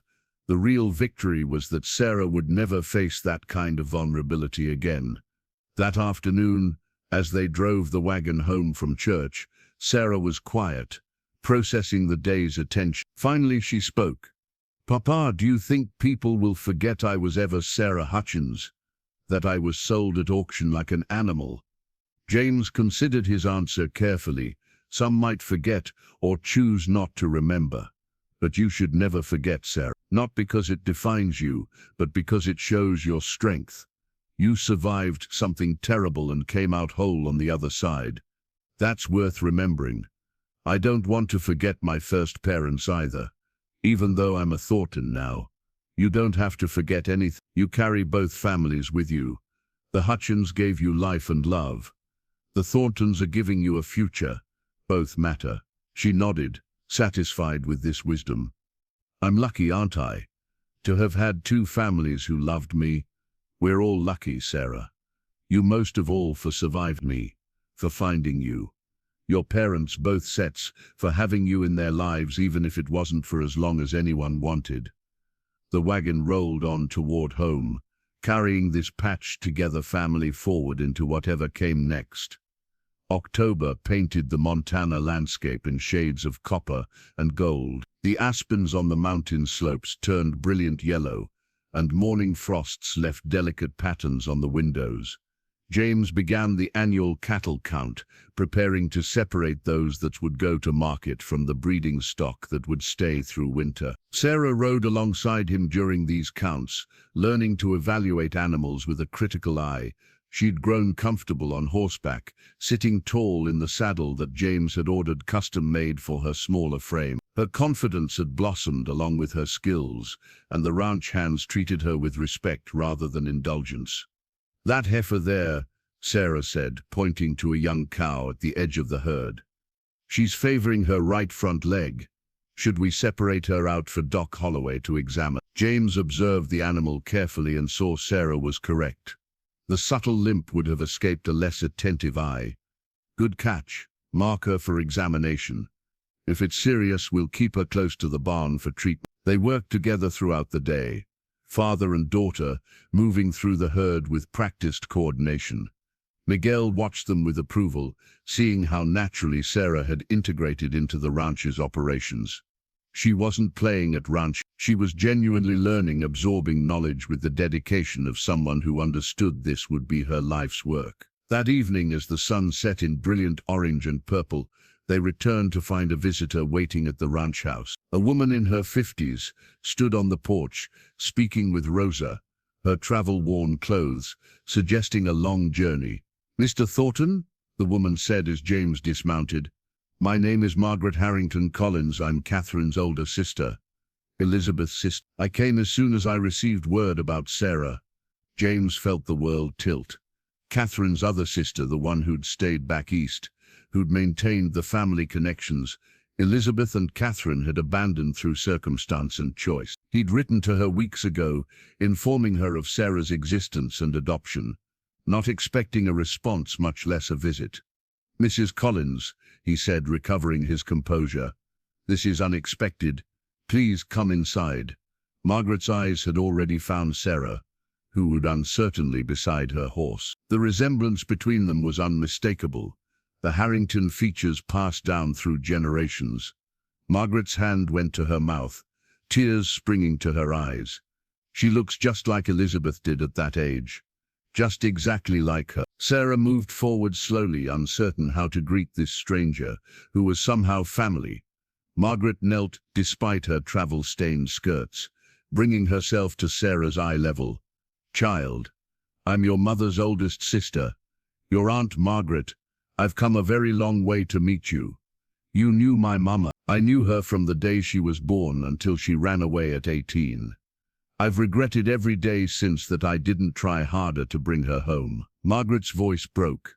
"But I can't change the past. I can only be grateful you survived and found family." They moved inside, where Rosa quickly prepared food and coffee for the unexpected guest. Margaret explained her journey, how James's letter had reached her in Boston, how she'd immediately arranged travel west, despite her husband's concerns about the difficult journey. "I had to see her," Margaret said, watching Sarah with hungry eyes. "Elizabeth's daughter, Catherine's niece, the last piece of my sisters, who are both gone." Over dinner, Margaret shared stories of Elizabeth and Catherine as children, the games they'd played, the dreams they'd shared, the closeness they'd maintained until family politics and pride had driven wedges between them. Sarah listened with rapt attention, learning about her mother's childhood from someone who'd been there. "Elizabeth was the most stubborn of us all," Margaret said with a fond smile. "When she set her mind to something, nothing could dissuade her. She decided she loved that homesteader Robert Hutchins, and our parents' disapproval only made her more determined. She eloped with him and never looked back." "Did you try to find her?" Sarah asked. "For years. But she didn't want to be found. She'd made her choice and she stuck to it. Consequences be damned. That was Elizabeth through and through." Margaret stayed the night, and the next morning revealed her true purpose for traveling so far. She sat with James in his study while Sarah worked with Rosa in the kitchen. October painted the Montana landscape in shades of copper and gold. The aspens on the mountain slopes turned brilliant yellow, and morning frosts left delicate patterns on the windows. James began the annual cattle count, preparing to separate those that would go to market from the breeding stock that would stay through winter. Sarah rode alongside him during these counts, learning to evaluate animals with a critical eye. She'd grown comfortable on horseback, sitting tall in the saddle that James had ordered custom-made for her smaller frame. Her confidence had blossomed along with her skills, and the ranch hands treated her with respect rather than indulgence. "That heifer there," Sarah said, pointing to a young cow at the edge of the herd. "She's favoring her right front leg. Should we separate her out for Doc Holloway to examine?" James observed the animal carefully and saw Sarah was correct. The subtle limp would have escaped a less attentive eye.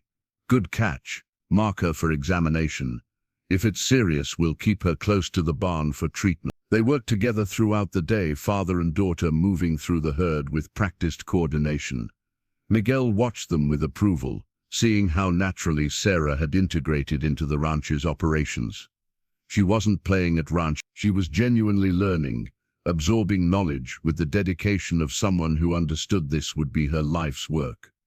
That evening, as the sun set in brilliant orange and purple, they returned to find a visitor waiting at the ranch house. A woman in her 50s stood on the porch speaking with Rosa, her travel-worn clothes suggesting a long journey. "Mr. Thornton," the woman said as James dismounted. "My name is Margaret Harrington Collins. I'm Catherine's older sister, Elizabeth's sister. I came as soon as I received word about Sarah." James felt the world tilt. Catherine's other sister, the one who'd stayed back east, who'd maintained the family connections, Elizabeth and Catherine had abandoned through circumstance and choice. He'd written to her weeks ago, informing her of Sarah's existence and adoption, not expecting a response, much less a visit. "Mrs. Collins," he said, recovering his composure, "this is unexpected. Please, come inside." Margaret's eyes had already found Sarah, who stood uncertainly beside her horse. The resemblance between them was unmistakable, the Harrington features passed down through generations. Margaret's hand went to her mouth, tears springing to her eyes. "She looks just like Elizabeth did at that age. Just exactly like her." Sarah moved forward slowly, uncertain how to greet this stranger, who was somehow family. Margaret knelt despite her travel-stained skirts, bringing herself to Sarah's eye level. "Child, I'm your mother's oldest sister, your Aunt Margaret. I've come a very long way to meet you. You knew my mama. I knew her from the day she was born, until she ran away at 18. I've regretted every day since that I didn't try harder to bring her home." Margaret's voice broke. "But I can't change the past. I can only be grateful you survived and found family." They moved inside, where Rosa quickly prepared food and coffee for the unexpected guest. Margaret explained her journey, how James's letter had reached her in Boston, how she'd immediately arranged travel west, despite her husband's concerns about the difficult journey. "I had to see her," Margaret said, watching Sarah with hungry eyes. "Elizabeth's daughter, Catherine's niece, the last piece of my sisters who are both gone." Over dinner, Margaret shared stories of Elizabeth and Catherine as children. The games they'd played, the dreams they'd shared, the closeness they'd maintained until family politics and pride had driven wedges between them. Sarah listened with rapt attention, learning about her mother's childhood from someone who'd been there. "Elizabeth was the most stubborn of us all," Margaret said with a fond smile. "When she set her mind to something, nothing could dissuade her. She decided she loved that homesteader Robert Hutchins, and our parents' disapproval only made her more determined. She eloped with him and never looked back." "Did you try to find her?" Sarah asked. "For years, but she didn't want to be found. She'd made her choice, and she stuck to it. Consequences be damned. That was Elizabeth through and through." Margaret stayed the night, and the next morning revealed her true purpose for traveling so far. She sat with James in his study while Sarah worked with Rosa in the kitchen. "Miss Thornton," Margaret began, her hands folded carefully in her lap, "I want to be clear about why I came. I'm not here to challenge your guardianship or take Sarah away.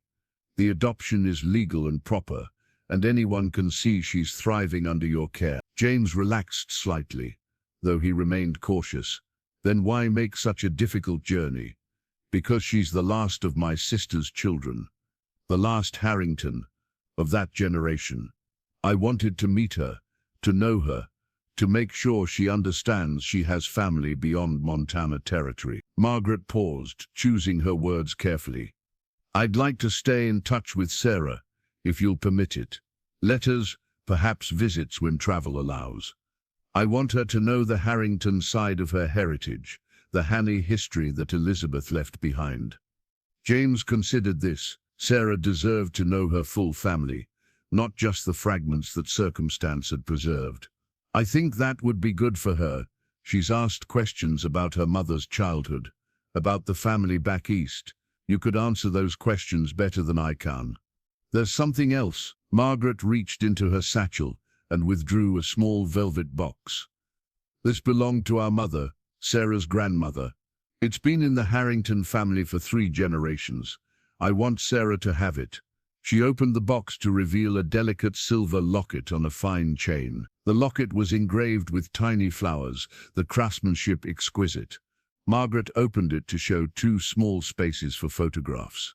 Mother wore this every day of her adult life. When she died, it should have gone to Elizabeth as the youngest daughter.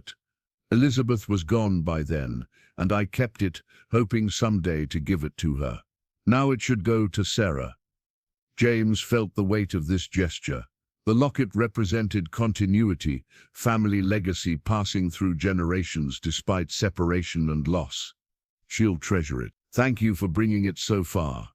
They called Sarah in, and Margaret presented the locket with ceremony appropriate to its significance.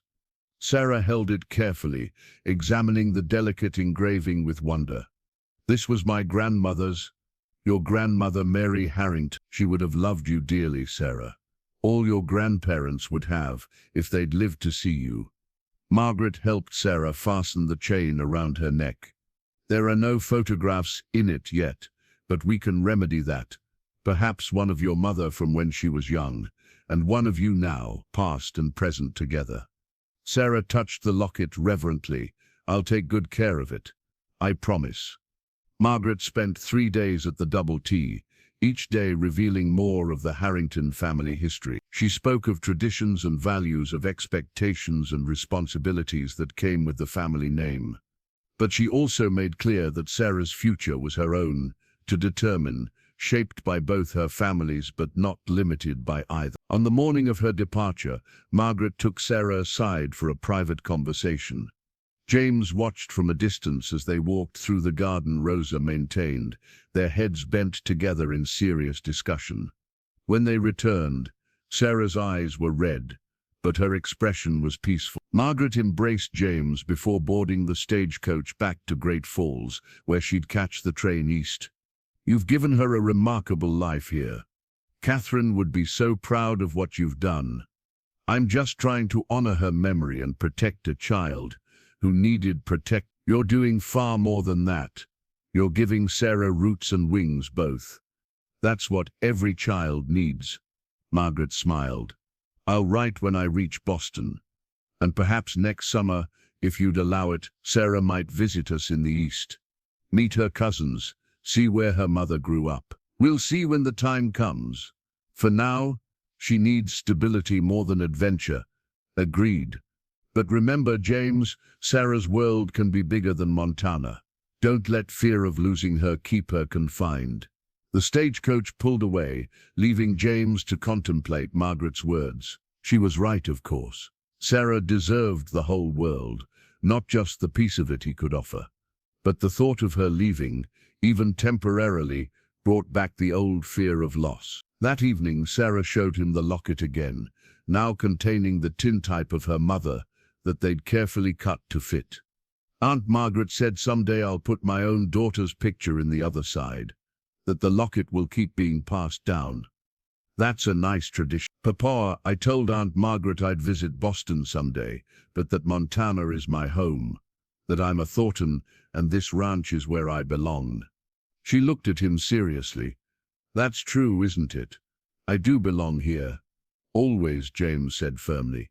This is your home for as long as you want it to be. Winter came early that year, sweeping down from Canada with winds that howled like wolves and snow that piled in drifts against the barn walls. The Double T Ranch settled into its cold weather rhythm, Work focused on keeping livestock fed and sheltered, maintaining equipment, and ensuring everyone stayed safe through the brutal Montana season. Sarah's first winter at the ranch was a revelation. She'd experienced winter on the homestead, but that had been about mere survival in a drafty cabin with dwindling supplies. This was different. The ranch house was warm and solid, Rosa's kitchen always fragrant with baking bread and simmering stew. There was abundance here, security against the elements, but more than physical comfort, there was peace. Sarah had a family that would endure past the thaw. She had purpose and education and a future that stretched beyond simply surviving to spring. On long winter evenings, James taught her mathematics and history from his own books. Rosa instructed her in household management and cooking. Miguel shared his knowledge of animal husbandry and weather predictions, soaking it all up like desert sand soaks rain. Rosa told James one evening after Sarah had gone to bed, "That child has a hunger for learning that won't be satisfied." Catherine was the same way, James replied. "Always reading, always asking questions. Sarah has that Harrington curiosity, and the thought and determination she'll make something remarkable of herself. That one." On Christmas morning, the household gathered in the parlor, where James had set up a small fir tree, decorated with strings of popcorn and dried berries that Sarah and Rosa had made together. Gifts were modest, but thoughtful. James presented Sarah with a leather-bound journal for recording her observations about ranch operations. Miguel and Rosa gave her a warm wool coat, deep blue with brass buttons. The ranch hands had pooled their money to buy her a proper Stetson hat, sized for her small head, but styled like the ones the men wore. Sarah's gift to James was a carefully embroidered handkerchief, her stitches uneven but earnest. She'd worked on it secretly with Rosa's guidance, choosing his initials in dark blue thread. James accepted it with emotion he didn't try to hide. "It's perfect," he said, his voice rough. "I'll carry it every day." "Really? Even though the stitching isn't very good, especially because the stitching shows you made it yourself. That makes it more valuable than anything money could buy." After gifts were exchanged and Rosa's special Christmas breakfast consumed, James took Sarah to the cemetery where Catherine and Emma lay buried. Snow covered the ground in pristine white, and their breath made clouds in the cold air. Sarah had insisted on bringing fresh pine boughs to lay on the graves, decorations for family who couldn't celebrate with them. "Merry Christmas, Aunt Catherine," Sarah said softly, arranging the boughs carefully. "And Merry Christmas, Emma. I hope wherever you are you're warm and happy." James added his own pine branches, then stood with his hand on Sarah's shoulder. "I used to dread coming here, especially on holidays. It reminded me too much of what I'd lost. But you've changed that, Sarah. Now it feels like we're including them in our celebration rather than mourning them." "They're still part of our family," Sarah said simply. "Just because they're gone doesn't mean they stop mattering." "When did you become so wise?" "I learned it from you, Papa. You taught me that we carry the people we love with us always. They shape who we become." They stood in companionable silence for a few moments before the cold drove them back toward the warmth of the house. Inside, Rosa had mulled cider warming on the stove, and the ranch hands were gathering for the Christmas dinner she'd been preparing for days.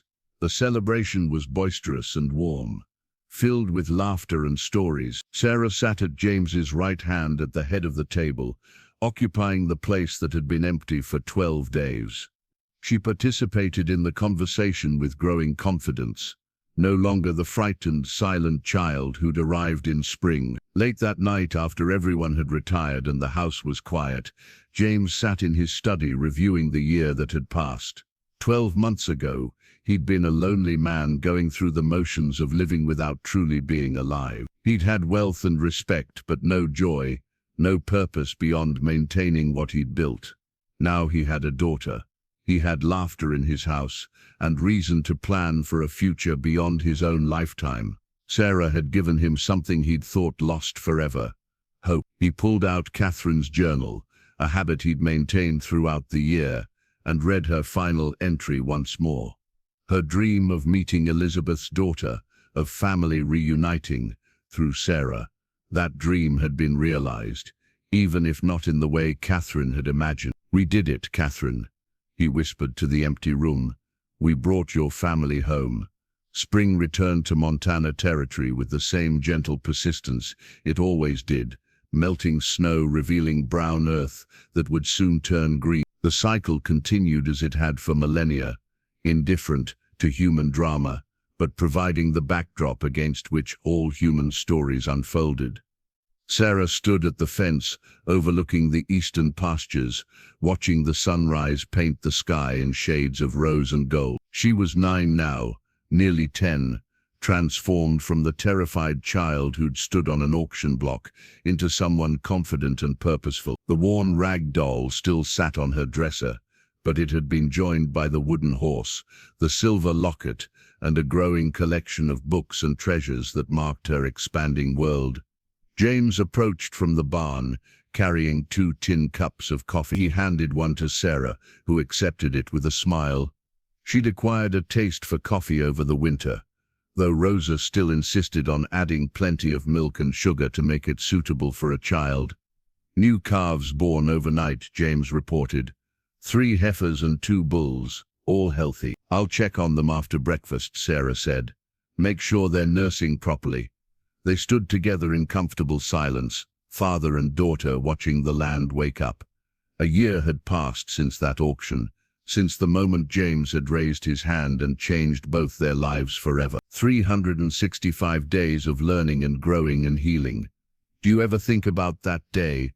Sarah asked quietly. "The auction? Sometimes, not as much as I used to. I think about it too. How scared I was. How certain I was that my life was over."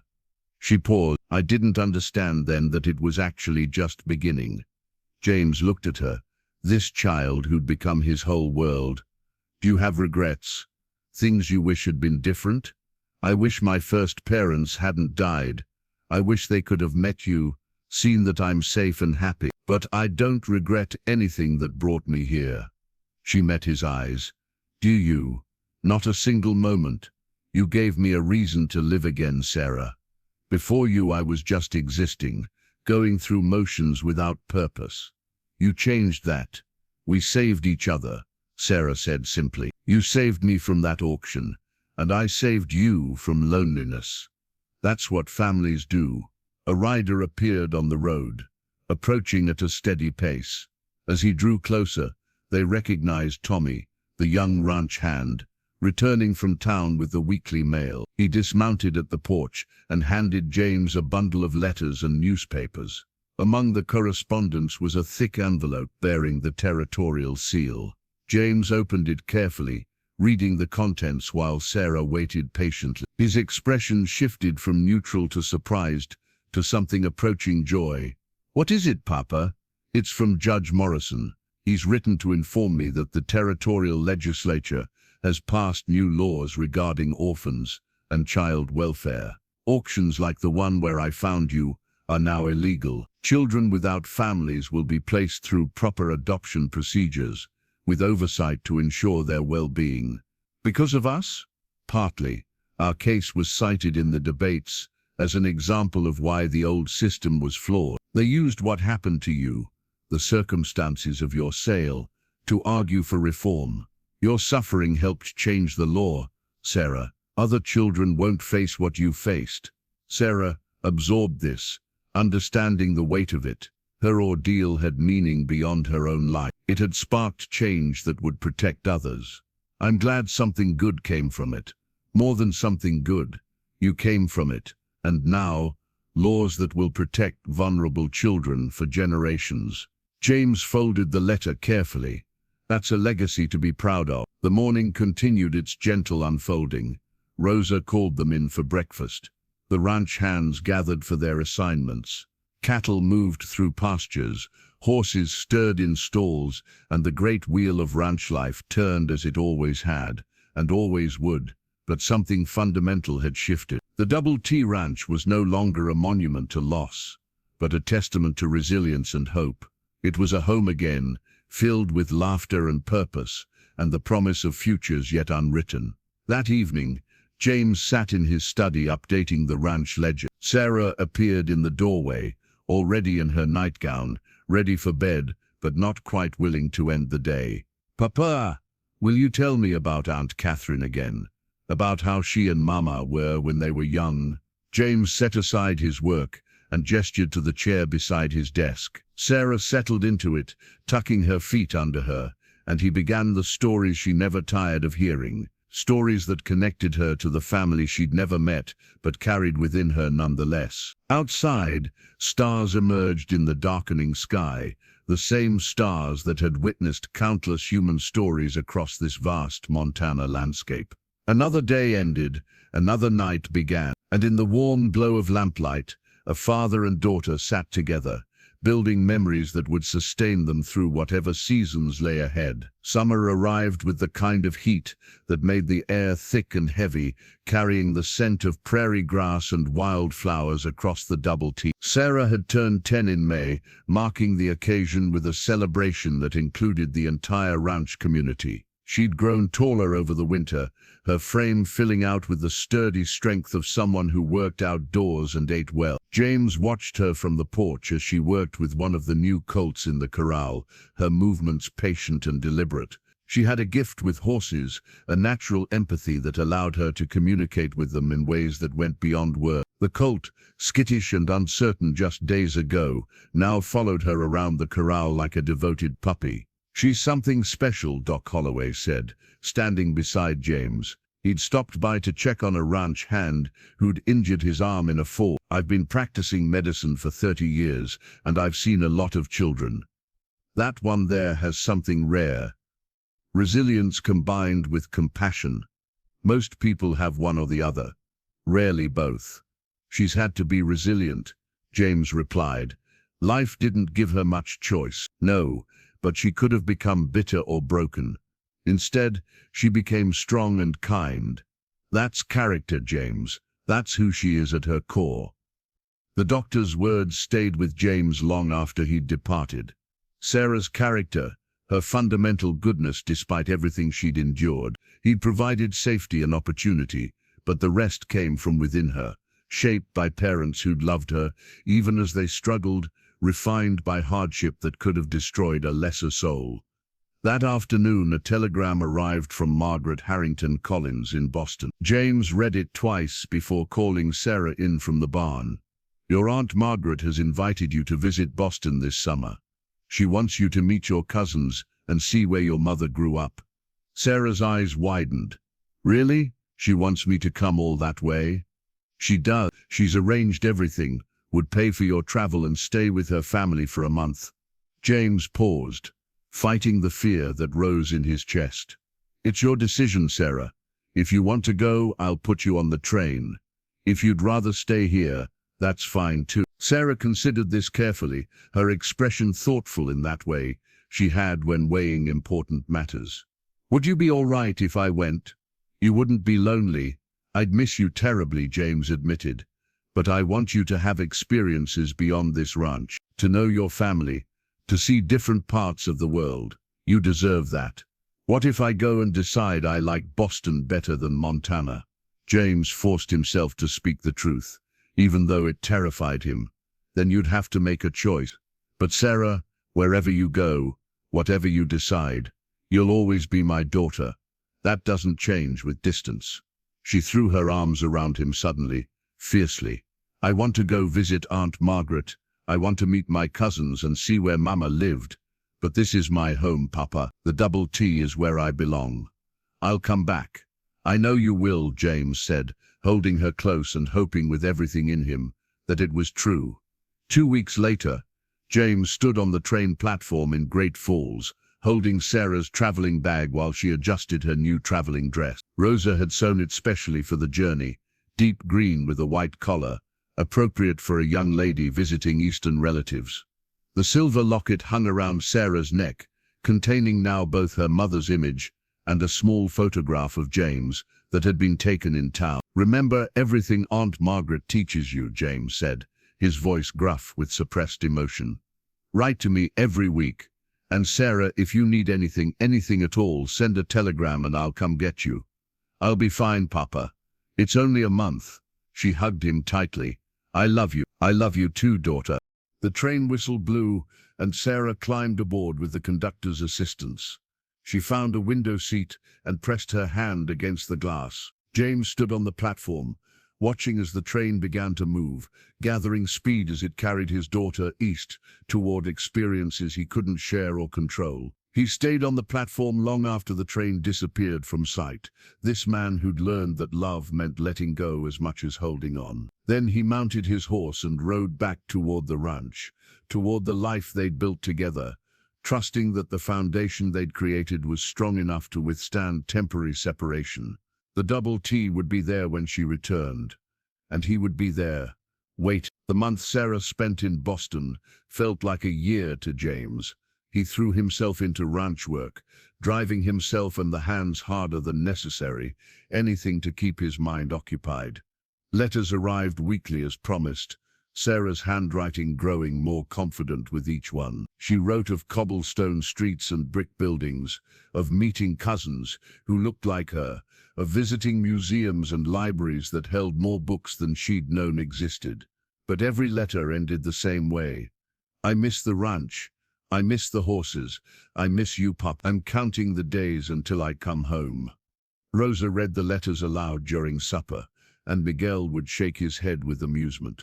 She's seeing the whole world, and all she can think about is getting back to Montana dirt and cattle. That's because she knows where she belongs, Rosa said firmly. A person can appreciate other places without wanting to live in them.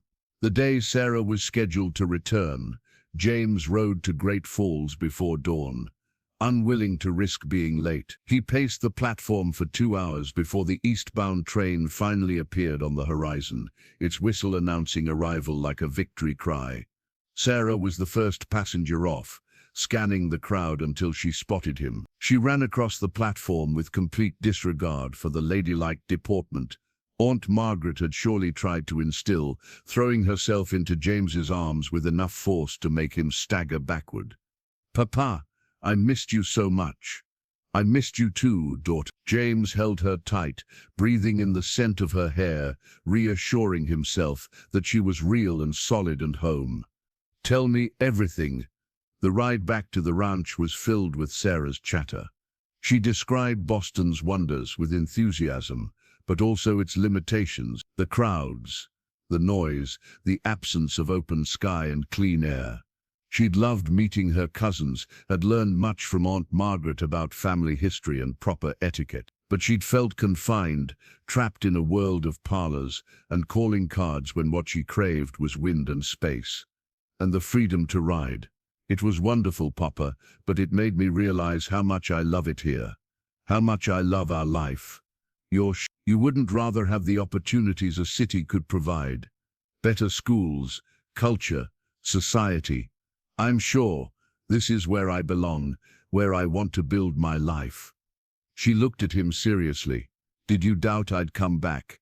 "I worried," James admitted. "The world is big, Sarah, and you're smart enough to succeed anywhere. I worried Montana wouldn't be enough for you." "Montana is everything. This ranch, this family, this life. It's more than enough. It's perfect." They arrived at the Double T as the sun began its descent toward the western mountains. Rosa rushed out to embrace Sarah, crying happy tears and scolding her for growing taller during just 1 month away. Miguel grinned and said she looked too fancy now for ranch work, which made Sarah laugh and promise to prove him wrong come morning. That evening, after supper and unpacking, Sarah found James in his study. She carried a package wrapped in brown paper, tied with string. "Aunt Margaret sent this for you. She said you'd understand what it meant." James unwrapped the package carefully to find a framed photograph. It showed 3 young girls, perhaps 6, 8, and 10 years old, standing in front of a White House. The oldest held the youngest's hand, while the middle child stood slightly apart, independent even then. On the back, in faded ink, someone had written, "Catherine Margaret and Elizabeth Harrington, summer 1867. She said you should have it." Sarah explained, "So you could see what they all looked like together, before everything fell apart."